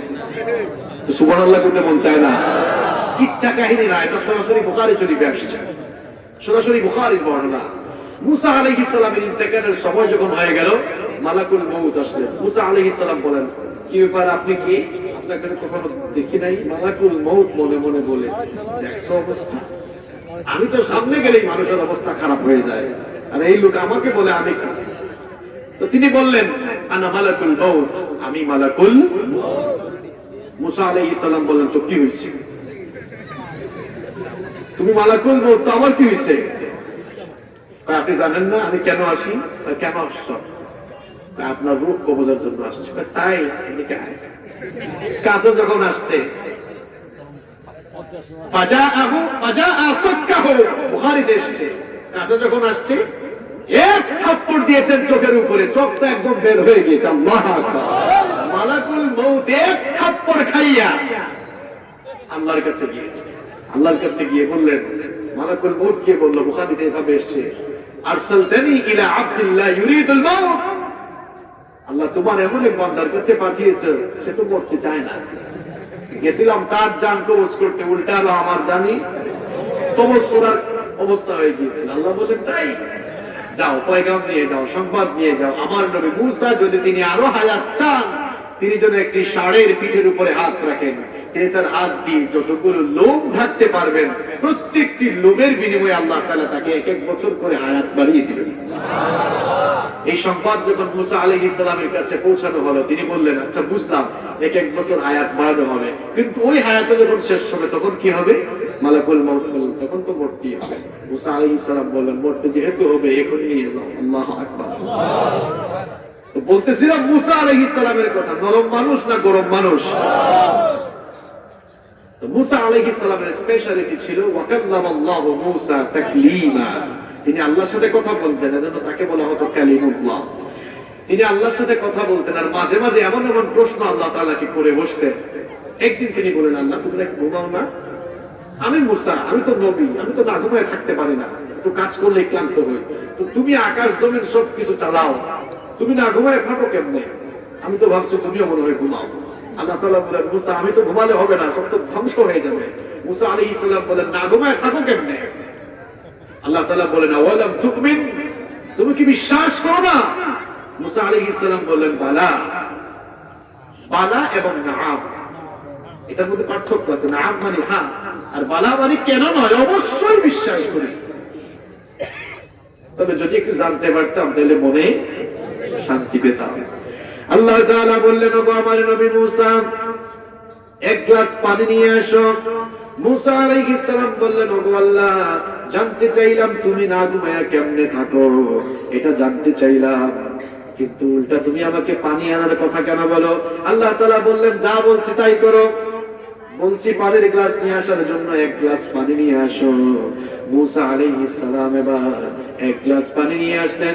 আল্লাহ তাআলা বললেন, ওগো আমার নবী মুসা, এবার এই পানির গ্লাস নিয়ে দাঁড়িয়ে থাকো। সবাই বলেন তো, মুসার মালিক কে? ঘুমের মালিক কে? এবার ঘুমকে আল্লাহ তাআলা অর্ডার করেন, ঘুম তুমি মুসাকে টাইট করে ধরো। মুসা আলাইহিস সালাম পানির গ্লাস নিয়ে দাঁড়িয়ে আছেন। কিছুক্ষণ পর দেখা গেল তন্দ্রা তন্দ্রা একটু জীবাণু জীবাণু ভাব এসেছে। জীবাণু জীবাণু ভাব আসার কারণে হাত থেকে পানির গ্লাস পড়ে গেল। এখানে অনেক যুবক আছে, রাত জেগে থেকে ফেসবুক চালায়, দেখা যায় জিমাইতেছে, এরপরে ফেসবুক চালায়। জিমাই জিমাই যখন ফেসবুক চালায়, দেখা যায় তার হাত থেকে নাকের উপরে ফোন ফপাস করে পড়ে। কি এরকম কি পড়ে? দেখছেন পরেটা কেমনে বললো? তোমাদের চেহারায় যে বিচি উঠবে না, তো কার চেহারায় বিচি উঠবে বলো? সারা রাত জেগে জেগে ফেসবুক চালাও কেন? 18, 20, 22 বছর বয়স, গাল টাল ভেঙে একদম তো ভাঙবে না। তুমি তো রাতের বেলা ঘুমাও না, চেহারায় লাবণ্য নেই, স্মার্টনেস নেই। রাত দিয়েছেন আল্লাহ তাআলা ঘুমাবার জন্য, ঘুমায় না। মাইগ্রেনের প্রবলেম, কত প্রবলেম নিয়ে আছে, অশ্লীলতায় গা ভাসিয়ে দিচ্ছে। আল্লাহ হেফাজত করুক আমাদেরকে, আল্লাহ আমাদেরকে হেদায়েত দান করুক। তো মুসা আলাইহিস সালাম যখন পানির গ্লাস নিয়ে দাঁড়িয়ে আছেন, গ্লাস যখন হাত থেকে পড়ে গেল, জীবাণু জীবাণু ভাব আসার কারণে বিকট একটা শব্দ হলো। মুসা আলাইহিস সালাম বিকট শব্দের কারণে তার জীবাণু ভাব চলে গেল। তাকিয়ে দেখলেন হাতের গ্লাস পরে বিকট শব্দে ভেঙে গিয়েছে। চিন্তায় পড়ে গেলেন, আরে আল্লাহ তাআলা আমাকে তো অর্ডার দিয়েছিলেন পানির গ্লাসটা নিয়ে দাঁড়িয়ে থাকার জন্য, কিন্তু আমার হাত থেকে তো পানির গ্লাস পড়ে গেল। আল্লাহ তাআলার পরিকল্পনা সব ছিল। এজন্য আল্লাহ তাআলা বললেন, ওগো আমার নবী মুসা, দুশ্চিন্তা করো না, ফ্রাস্ট্রেট হয়ো না, হতাশ হয়ো না, সবকিছু আমার পরিকল্পনাতেই হয়েছে। সামান্য একটু ঘুম আসার কারণে, তন্দ্রা আসার কারণে তোমার হাত থেকে পানির গ্লাস পড়ে ভেঙে গেল। এখন তুমি আমাকে বলো, গোটা বিশ্বজগৎকে তোমার রব পরিচালনা করছে, গোটা বিশ্বজগৎকে তিনি তার হাতের মুঠায় নিয়ে তিনিও যদি তোমার মতো ঘুমিয়ে যেতে, তাহলে তো বিশ্বজগৎ তার হাত থেকে পড়ে চূর্ণ বিচূর্ণ হয়ে যেত। তিনি যেহেতু সকল ক্ষমতার মালিক, সব কিছুর উপরে তার ক্ষমতা চলে, এই জন্য সকল ক্ষমতার মালিক কখনো ঘুমান না। ঘুমিয়ে গিয়ে ভারপ্রাপ্ত ক্ষমতার মালিক আরেকজনকে বানান না, বরং ঘুমকে সৃষ্টি করেন তিনি। সকল ক্ষমতার মালিক যিনি ঘুমকে সৃষ্টি করেছেন তিনি, এই জন্য তিনি কখনো ঘুমান না। এই জন্য আল্লাহ তাআলা তার পরিচয় দিচ্ছেন, লা তাখুযুহু সিনাতুহু ওয়ালা নাওম, তার কোনো তন্দ্রা নেই, তার কোনো ঘুমও নেই। আল্লাহু আকবার। কষ্ট হচ্ছে আপনাদের? কয়েকটা মিনিট থাকা যাবে না ভাই? আসল কথাগুলো তো আমার বাকি আছে, এটা না বলে তো আমি ছাড়তো ভাই। মূল কথাটা তো বাকি আছে আমার। সকল ক্ষমতার মালিক যিনি হবেন, ইনফিনিট নলেজ, তার মধ্যে অসীম ক্ষমতা থাকবে, অসীম জ্ঞান থাকবে, অসীম জ্ঞানের মালিক তিনি হবেন, যার কাছে কোনো খবর বুঝতে হলে কোনো মিডিয়ার দরকার হবে না, কোনো ভায়া লাগবে। মনে করেন একটা উদাহরণ দিই, এই বাংলাদেশ যারা চালান, সরকারে যারা আছেন, প্রাইম মিনিস্টার এবং ক্যাবিনেট মিনিস্টার যারা আছেন, ম্যাক্সিমাম তো ঢাকায় থাকেন না? তারা ঢাকায় থাকেন। এখন কোথায় কি হচ্ছে এইসব খবরগুলো ঢাকাতে বসে মিডিয়া ছাড়া কি জানার কোনো সুযোগ আছে? মিডিয়া ছাড়া ঢাকায় বসে সারা দেশের বা সমগ্র বিশ্বের খবর পাওয়া সম্ভব নয়। এবার আপনারা আমাকে বলেন তো, আল্লাহ তাআলার কাছে বাংলাদেশের খবর বুঝতে হলে কোন স্যাটেলাইট লাগে? কোন মিডিয়া লাগে? গোটা বিশ্বজগতের খবরাখবর জানতে হলে আল্লাহর কোন মিডিয়ার দরকার হবে? আল্লাহ তাআলার খবরাখবর জানার জন্য কোন মিডিয়ার দরকার হয় না, কারণ তিনি হচ্ছেন সকল ক্ষমতার মালিক। আর সকল ক্ষমতার মালিক যিনি হবেন, সকল বিষয়ের জ্ঞানও তিনি রাখবেন। তার কাছে খবর বুঝতে হলে মাঝখানে কোনো মিডিয়া লাগে না, কোনো ভায়া লাগে না, দেখেন আল্লাহর নবী সাইয়েদনা ইউনূস আলাইহিস সালাম তিনি যখন মাছের পেটের ভেতরে চলে গেলেন, কোন কোন বর্ণনা এসেছে ত্রিবিধি অন্ধকারের মধ্যে তিনি নিপতিত হয়েছিলেন। একটা অন্ধকার হলো রাতের অন্ধকার, 2 নম্বর অন্ধকার হলো সমুদ্রে অতল তলদেশের অন্ধকার, 3 নম্বর হলো মাছের পেটের ভেতরের অন্ধকার। এই ত্রিবিধি অন্ধকারে নিপতিত হওয়ার পর তিনি বুঝতে পারলেন এমন জায়গায় আমি এসেছি, এই জায়গা থেকে আমাকে একজন ছাড়া আর কেউ বাঁচাতে পারবেন না। তিনি কে? তিনি তখন কেবলমাত্র আল্লাহর কাছে সাহায্য চেয়ে আল্লাহর কাছে ফরিয়াদ করলেন, লা ইলাহা ইল্লা আনতা সুবহানাকা ইন্নী কুনতু মিনাজ জালিমিন। তিনি আল্লাহর কাছে আবেদন করলেন, ওগো আল্লাহ, তুমি ছাড়া কোনো ইলাহ নাই, তুমি ছাড়া কোনো মাবুদ নাই, আমি তো বিপদের মধ্যে পড়ে গিয়েছি, এই বিপদ থেকে তুমি যদি না বাঁচাও তাহলে কেউ কি বাঁচাতে পারবে না? কি বলেন? ইউনূস আলাইহিস সালাম যখন আল্লাহর কাছে ফরিয়াদ করলেন, আল্লাহ তাআলা তখন বললেন, আমার নবী ইউনূস সমুদ্রের অতল তলদেশে মাছের পেটের ভেতর থেকে সে যে আহাজারি করলো, ফরিয়াদ করলো, আমার ইউনূসের ফরিয়াদ সমুদ্রের অতল তলদেশের কেউ শুনলো না, সমুদ্র জগতের পানি জগতের কেউ শুনলো না, ফেরেশতা জগতের কেউ শুনলো না, নবমণ্ডল আর ভূমণ্ডলের কেউ শুনলো না, মনুষ্যকুল শুনলো না, প্রাণীকুল শুনলো না, উদ্ভিদকুল শুনলো না। কেউ তার ফরিয়াদ না শুনলেও আমি আরশের মালিক আল্লাহ তার ফরিয়াদ শুনেছি। শুধু যে শুনেছি তাই নয়, শোনার পরে সঙ্গে সঙ্গে আমি জবাবও দিয়েছি। فاستجبنا له ونجيناه من الغم وكذلك ننجي المؤمنين। আমি আমার নবীর ডাকে সাড়া দিলাম, তাকে তার বিপদ থেকে বাঁচিয়ে দিলাম। এভাবে করে ঈমানদাররাও বিপদে পড়ে আমার কাছে সাহায্য চাইলে বাঁচিয়ে দিবেন কে? তাহলে দেখেন সকল ক্ষমতার মালিক যিনি হবেন, সকল বিষয়ের জ্ঞানও তিনি রাখবেন। আল্লাহ তাআলার অসীম জ্ঞানের মালিক, সকল বিষয়ের উপরে তার জ্ঞান রয়েছে। এই জন্য কোরআনে কারীমের 33 নম্বর সূরা সূরাতুল আহজাবের 54 নম্বর আয়াতে রব্বুল আলামিন বলছেন, ইন তুবদু শাইআন আও তুখফুহু ফাইন্নাল্লাহা কানা বিকুল্লি শাইইন আলিমা।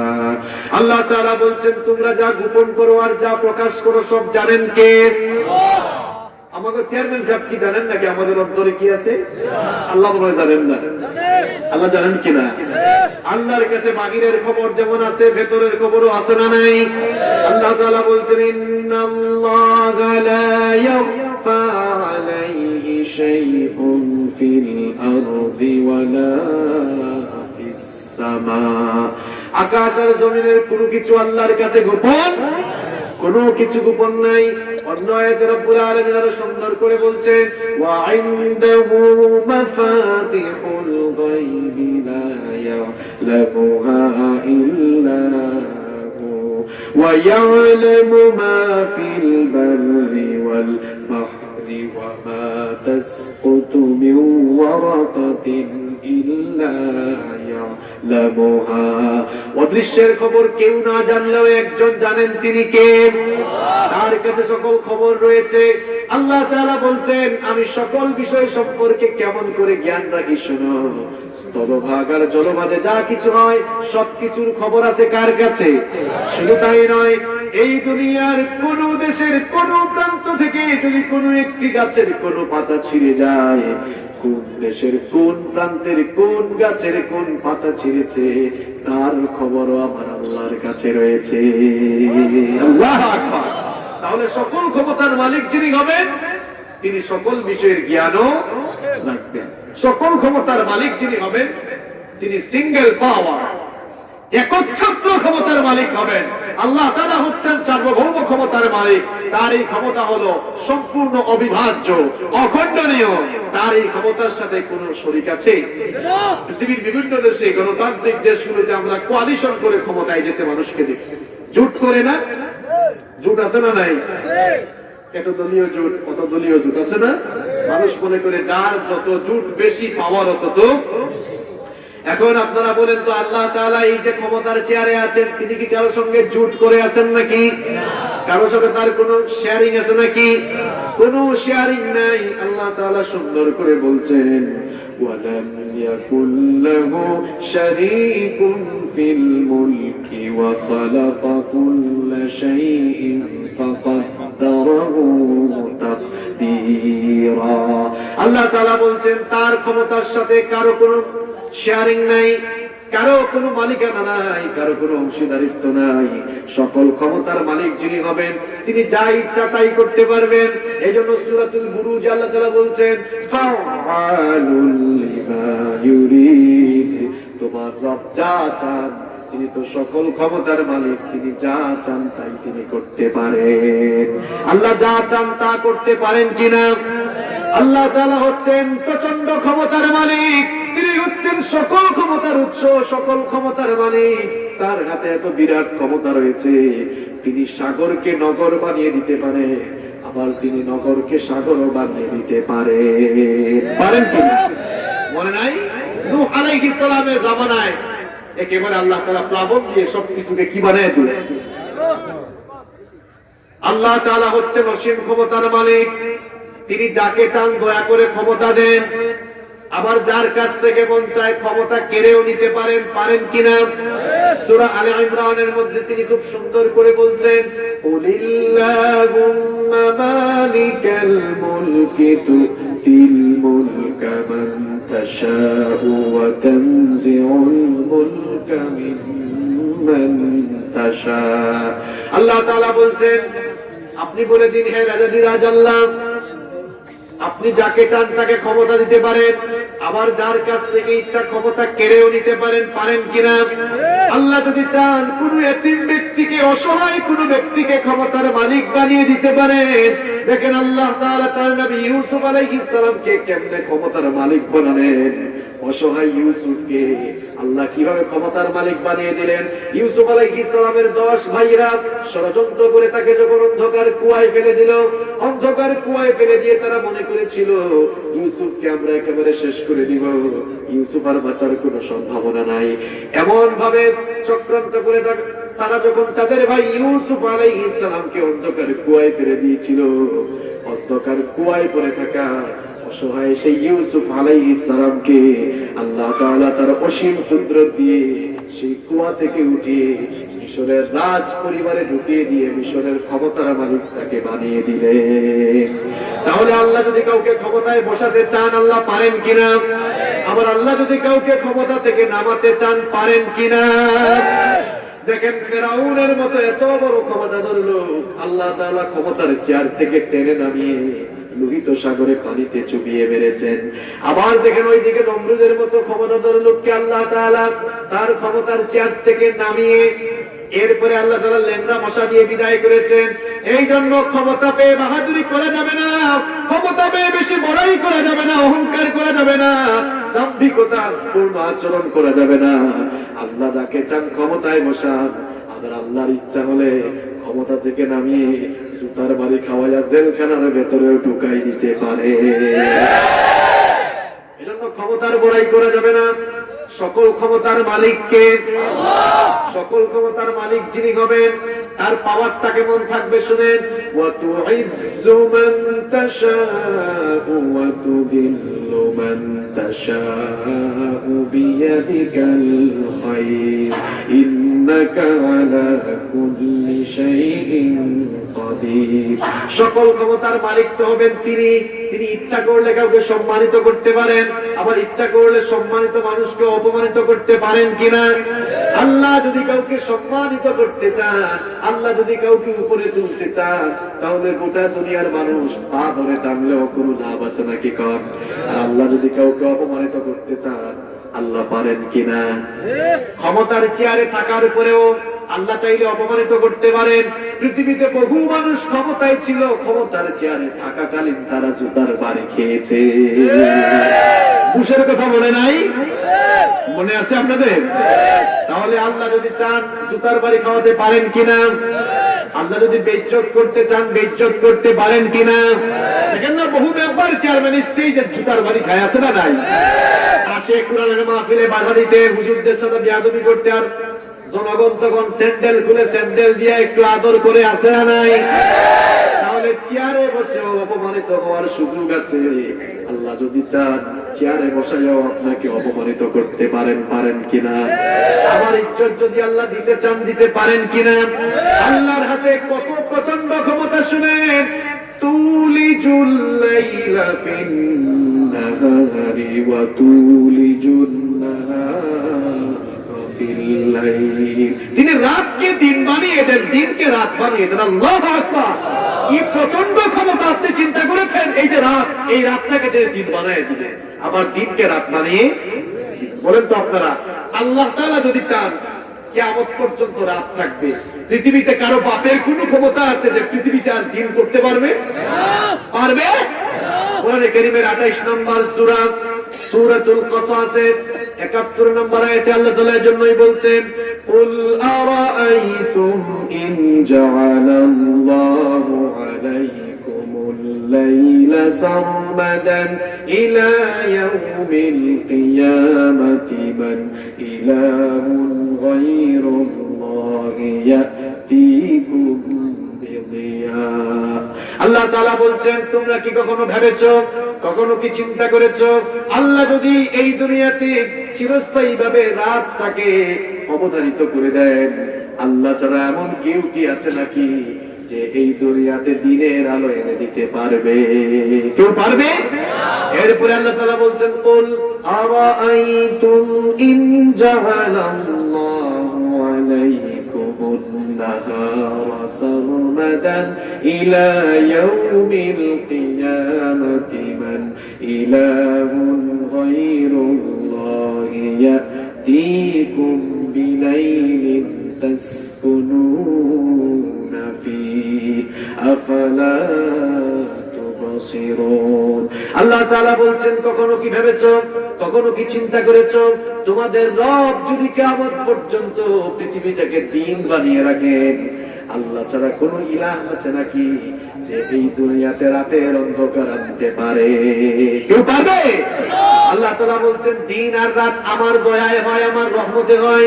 পরের আয়াতে তিনি বলছেন, ওয়া মির রাহমাতিহি জাআলা লাকুমুল লাইলা ওয়ান নাহারা লিতাসকুনু ফীহি ওয়া লিতাবতাগু মিন ফাদলিহি ওয়া লাআল্লাকুম তাশকুরুন। আল্লাহ তাআলা বলছেন, দিন আর রাত এটা আমার রহমতে হয়, যেন তোমরা দিনের বেলায় আমার রহমত তালাশ করতে পারো, আমার অনুগ্রহ রিজিক তালাশ করতে পারো, আর রাতের বেলা যেন তোমরা বিশ্রাম নিতে পারো। তাহলে সকল ক্ষমতার মালিক যিনি হবেন, তিনি দিনও বানাতে পারেন, রাতও। সকল ক্ষমতার মালিক যিনি হবেন, তিনি এমন বিরাট ক্ষমতার মালিক হবেন। ওয়া তুখরিজুল হাইয়া মিনাল মাইয়িতি ওয়া তুখরিজুল মাইয়িতা মিনাল হাইয়্যি। তিনি মুর্দা থেকে জিন্দা বের করতে পারেন, জীবিতকে মেরে ফেলতে পারেন, মরাকে আবার জিন্দা করতে পারেন, পারেন কিনা? ওয়া আন্নাহু ওয়া আমাতা ওয়া আহইয়া। তিনি জীবন দানকারী, তিনি আবার মৃত্যু দানকারী। এজন্য যারা ঈমানদার তারা একজনকেই ভয় করে, তিনি কে? কারণ তারা জানে মৃত্যুর ফয়সালা জমিন থেকে হয় না, মৃত্যুর ফয়সালা আসমান থেকে আসে, ঠিক কিনা? এই জন্য বাতিলের সামনে তারা কখনো মাথা নত করে না। মুমিনরা সব সময় এই ভয় রাখে, আমার জন্য যদি মৃত্যুর ফয়সালা আসমান থেকে না আসে, তাহলে আমাকে কেটে টুকরো টুকরো করে ফেলা হলেও, এমনকি আমাকে যদি বুলেট দিয়ে আঘাত করা হয়, বুলেট বের হয়ে যাবে, এরপরেও আমার জান যাবে না, ঠিক কি না? কারণ মৃত্যুর ফয়সালা তো বুলেট দিয়ে হয় না, মৃত্যুর ফয়সালা আসে কার পক্ষ থেকে? মৃত্যুর ফয়সালা, এই জন্য যারা আল্লাহকে ভয় করে, যারা মনে করে মৃত্যুর ফয়সালা আসমান থেকে আসে, ফাঁসির রশি চোখের সামনে দেখলেও তারা ভয় পায় না। তারা ভালো করেই জানে ফাঁসির রশি কখনো আমাকে মৃত্যুদণ্ড দিয়ে আমাকে মারতে পারবে না যদি না আল্লাহর পক্ষ থেকে ফয়সালা আসে। মুমিনরা কখনো বাতিলের সাথে আপোষ করে না। আল্লাহর দ্বীনপন্থী মুজাহিদ যারা, তারা কখনো বাতিলের সাথে আপোষ করতে জানে। কারণ আমরা তো সেই জাতি, আমরা সেই জাতি, আমরা সমুদ্রের উত্তাল তরঙ্গমালাকে পাড়ি দিয়ে দুনিয়ার দিক দিগন্তে কালেমার পতাকা আমরা উড়িয়েছি। আমরা সেই জাতি, আমরা আগুনের স্ফুলিঙ্গ ভেদ করে গোটা দুনিয়ার দিক দিগন্তে কালেমার পতাকা নিয়ে আমরা ছুটে চলেছি। আমাদের এই পথ চলা দুনিয়াতে কেউ থামিয়ে দিতে পারে নাই। আমার ভাইরা, কোন জায়গায় আগুন লাগলে কেউ যদি লাঠি দিয়ে বাড়ি মারে, আগুনের তেজ বাড়বে না কমবে? আগুনের তেজ বাড়বে না কমবে? আমরা যারা দিনের মশাল নিয়ে ছুটে চলেছি, আমাদেরকে যারাই থামিয়ে দিতে চাইবে, আমাদের পথ চলা আরো দুর্বল আর দুরন্ত গতিতে এগিয়ে থাকবে। আমাদের পথ চলা যারাই থামাতে চাইবে, তারাই দেখা যাবে খড়কুটার ন্যায় ভেসে যাবে। আল্লাহর দ্বীনের আওয়াজকে যারাই স্তব্ধ করতে চেয়েছে, দেখা গিয়েছে তারাই চিরকালের জন্য নিস্তব্ধ হয়ে ধ্বংসের অতল গহ্বরে নিপতিত হয়ে গিয়েছে। সকল ক্ষমতার মালিক যিনি হবেন, তার হাতে সকল রিজিক থাকবে। ওয়াতারযুকু মান তাশাউ বিগাইরি হিসাব। তার হাতে সকল ক্ষমতা, সকল রিজিক থাকবে। যাকে চান তিনি রিজিক দিবেন, যাকে চান রিজিক দিবেন না। তিনি যাকে চান তার জন্য কল্যাণের দুয়ার খুলে দিতে পারবেন। মা ইয়াফতাহিল্লাহু লিন-নাসি মির রাহমাতিন ফালা মুমসিকা লাহা ওয়া মা ইউমসিক ফালা মুরসিলা লাহু মিন বা'দিহি ওয়া হুয়াল আজিজুল হাকীম। আল্লাহ তাআলা বলছেন, তোমাদের রব যদি কারোর জন্য রহমতের দুয়ার খুলতে চান, তাহলে সেই দরজাকে কেউ বন্ধ করতে পারবে নাকি? আবার তিনি যদি কারোর জন্য রহমতের দরজা বন্ধ করে দেয়, তাহলে কেউ তা কোনোদিন খুলতে পারবে নাকি? সকল ক্ষমতার মালিক যিনি হবেন, তিনি কাউকে জবাবদিহি করেন না, বরং সবাই তার কাছে জবাবদিহি করতে বাধ্য। এই জন্য রব্বুল আলামিন বলছেন, লা ইউসআলু আম্মা ইয়াফআলু ওয়া হুম ইউসআলুন। কারো কাছে জবাব দিতে আমি বাধ্য নই, বরং সবাই আমার কাছে জবাবদিহি করতে বাধ্য। সকল ক্ষমতার মালিক যিনি হবেন, তিনি অমর হবেন, কখনো মরবেন না। এই জন্য মানুষ কখনো সকল ক্ষমতার মালিক হতে পারে না, কারণ মানুষের ক্ষয় আছে, লয় আছে, ধ্বংস আছে। মানুষ দুনিয়া থেকে চলে যাবে, এই জন্য মানুষ কখনো ক্ষমতার মালিক হতে পারে না। আমার আল্লাহ হচ্ছেন সকল ক্ষমতার মালিক, কারণ যখন সবকিছু ইসরাফিলের সিংহারে ফুৎকারে চূর্ণ বিচূর্ণ, লন্ডভন্ড আর মেসাকার হয়ে যাবে, যখন কেউ থাকবে না, তখনও থাকবেন কে? আরো আসতে বলেন, তখনও থাকবেন কে? এই জন্য রব্বুল আলামিন বলছেন, কুল্লু মান আলাইহা ফানিন ওয়া ইয়াবকা ওয়াজহু রাব্বিকা যুল জালালি ওয়াল ইকরাম। সবকিছু যখন ফান হয়ে যাবে, সবকিছু যখন ধ্বংস হয়ে যাবে, যখন কেউ থাকবেন না, তখনও থাকবেন কে? সবকিছু যখন থাকবে না, সব ধ্বংস হয়ে যাওয়ার পর আল্লাহ তাআলা নিজেই বলবেন, লিমানিল মুলকুল ইয়াউম। আজ ক্ষমতাটা কার? আজ রাজত্ব কার? ইসরাফিলের সিংহার ফুৎকারে আসমান জমিনের সবকিছু লন্ডভন্ড চূর্ণ বিচূর্ণ বেসাকার হয়ে যখন সবকিছু ধ্বংস হয়ে যাবে, আল্লাহ তাআলা তখন বলবেন, লিমানিল মুলকুল ইয়াউম। আল্লাহ তাআলা প্রশ্ন করবেন, আজ রাজত্ব চলছে কার? আজ ক্ষমতা চলবে কার? আল্লাহর এই প্রশ্নের জবাব দেওয়ার মতো তো কেউ অবশিষ্ট তখন থাকবে না। আল্লাহ তাআলা নিজে নিজেই তখন জবাব দিয়ে বলবেন, লিল্লাহিল ওয়াহিদিল কাহ্হার। আজ ক্ষমতা কেবল চলবে কার? আল্লাহ তাআলা বলছেন, আল মুলকু ইয়াওমা ইযিনিল হাক্কু লির-রাহমান ওয়া কানা ইয়াওমান আলাল কাফিরিনা আসীরা। সেদিন রাজত্ব চলবে কার? কাফেরদের জন্য সেদিন দুর্ভোগ থাকবে। আমার ভাইরা, সকল ক্ষমতার মালিক হচ্ছেন আল্লাহ, আর সকল ক্ষমতার মালিক যিনি হবেন, তার মধ্যে কি কোয়ালিটি থাকবে? এতক্ষণ আপনাদের সামনে বললাম, এতক্ষণ আপনাদের সামনে সেগুলো পেশ করলাম। সকল ক্ষমতার মালিক হওয়ার জন্য যা যা লাগে, কোনটাই কি মানুষের ভেতরে আছে নাকি? কোনটাই মানুষের ভেতরে নাই। এই জন্য সকল ক্ষমতার মানুষ, সকল ক্ষমতার মালিক মানুষ, এই কথা বলা সম্পূর্ণ শিরক এবং কুফরি কথা। এই জন্য এই স্লোগানটাকে চেঞ্জ করার দরকার আছে না নাই? ক্ষমতার নামে আল্লাহ সূরাই দিয়ে আমাদেরকে জানিয়ে দিয়েছেন, সকল ক্ষমতার মালিক তোমরা নাও।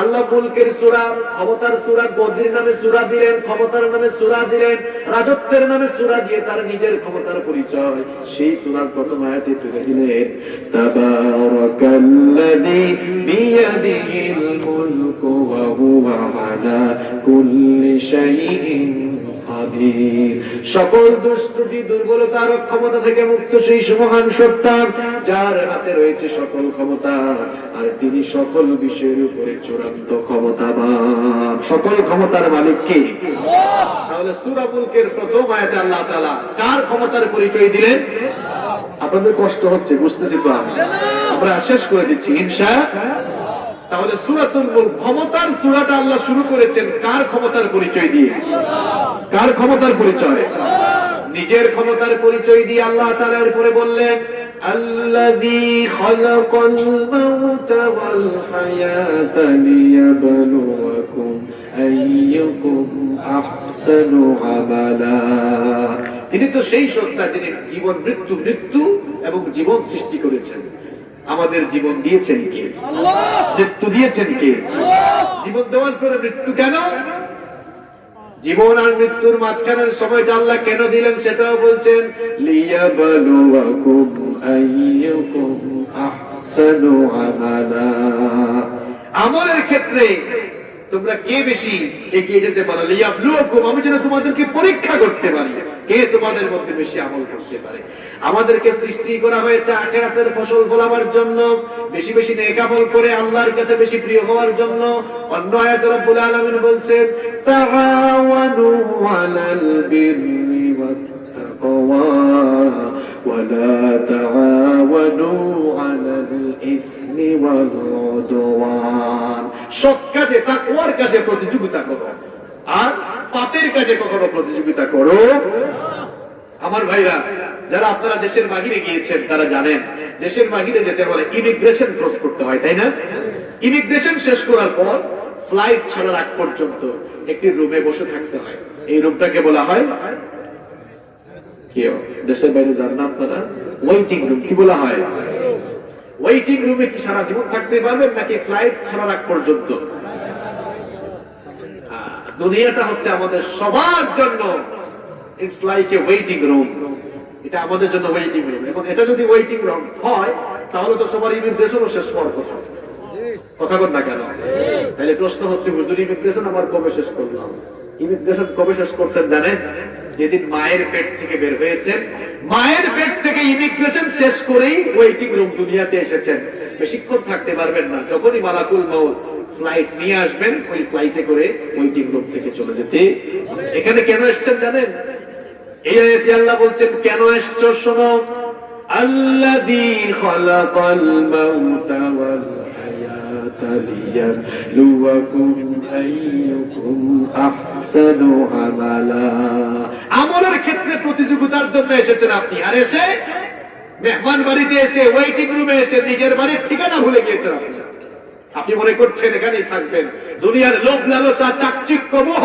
আপনাকে এতটাই অন্ধ করে দিয়েছে আপনি আপনার ডেস্টিনেশন ভুলে গিয়েছেন আমি আপনার ঘুমন্ত বিবেককে যাওয়ার আগে জাগ্রত করে দিয়ে যাচ্ছি আপনি আপনার ডেস্টিনেশন ভুলে যাইয়েন না এখন 1921 সালে আমার আপনার মতো বহু মানুষ এই দুনিয়ার বুকে ছিল আজ তারা মাটির নিচে ঘুমিয়ে আছে 2021 চিরকাল থাকবে না 2121 সালও আসবে তখন দেখে যাবে আপনি আমি আমরা যারা আছি সবাই মাটির নিচে গিয়ে বিলীন হয়ে যাব তাহলে কেন আপনি আপনার পরিণতির কথা ভুলে যাচ্ছেন আপনাকে সৃষ্টির কথা ভুলে যাচ্ছেন সৃষ্টির উদ্দেশ্য ভুলে যাচ্ছেন আপনাকে তো সৃষ্টি করা হয়েছে গোলামের জন্য ঠিক কি না আপনাকে সৃষ্টি করা হয়েছে গোলামের জন্য এজন্য রব্বুল আলামিন বলছেন ওয়া মা খালাকাতুল জিন্না ওয়াল ইনসা ইল্লা liya'budun I didn't create the mankind and jinkind except my ownership আমি মানুষ এবং জিনকে আমার গোলামি ছাড়া অন্য কিছুর জন্য সৃষ্টি করি নাই যতদিন বেঁচে থাকবো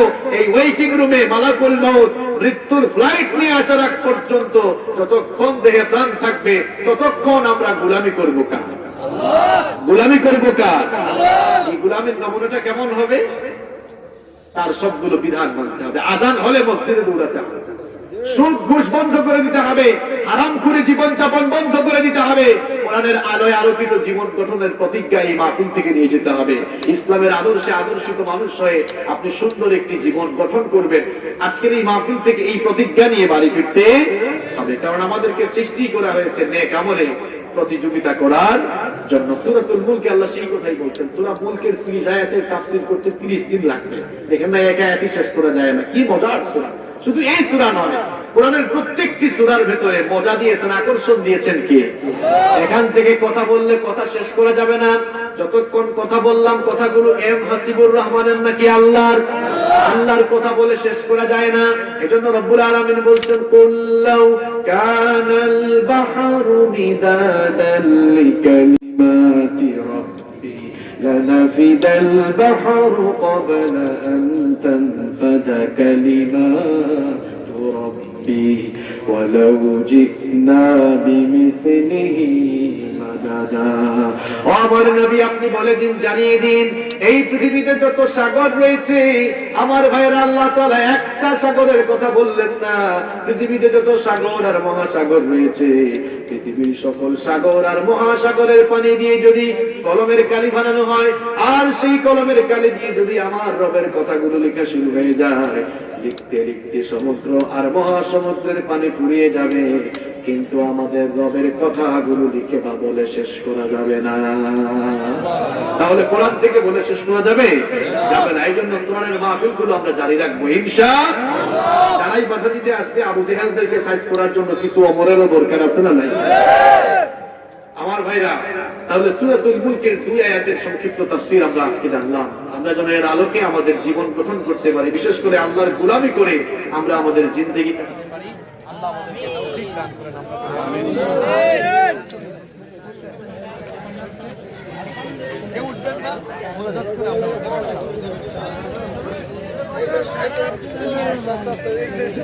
ভাইরা, কেউ উঠবেন না। লক্ষ্মীপুরের মানুষ খুব ভদ্র, আপনাদের ভদ্রতার বহিঃপ্রকাশ যেন আজকে ঘটে। মাহফিল কমিটির সভাপতি সাহেবের বক্তব্য থাকলে আমরা শুনবো, না থাকলে সরাসরি মোনাজাতে চলে যাবো। আচ্ছা, অনুমতি দিয়েছেন মোনাজাতের জন্য। আল্লাহুম্মা আমিন। রব্বানা যালামনা আনফুসানা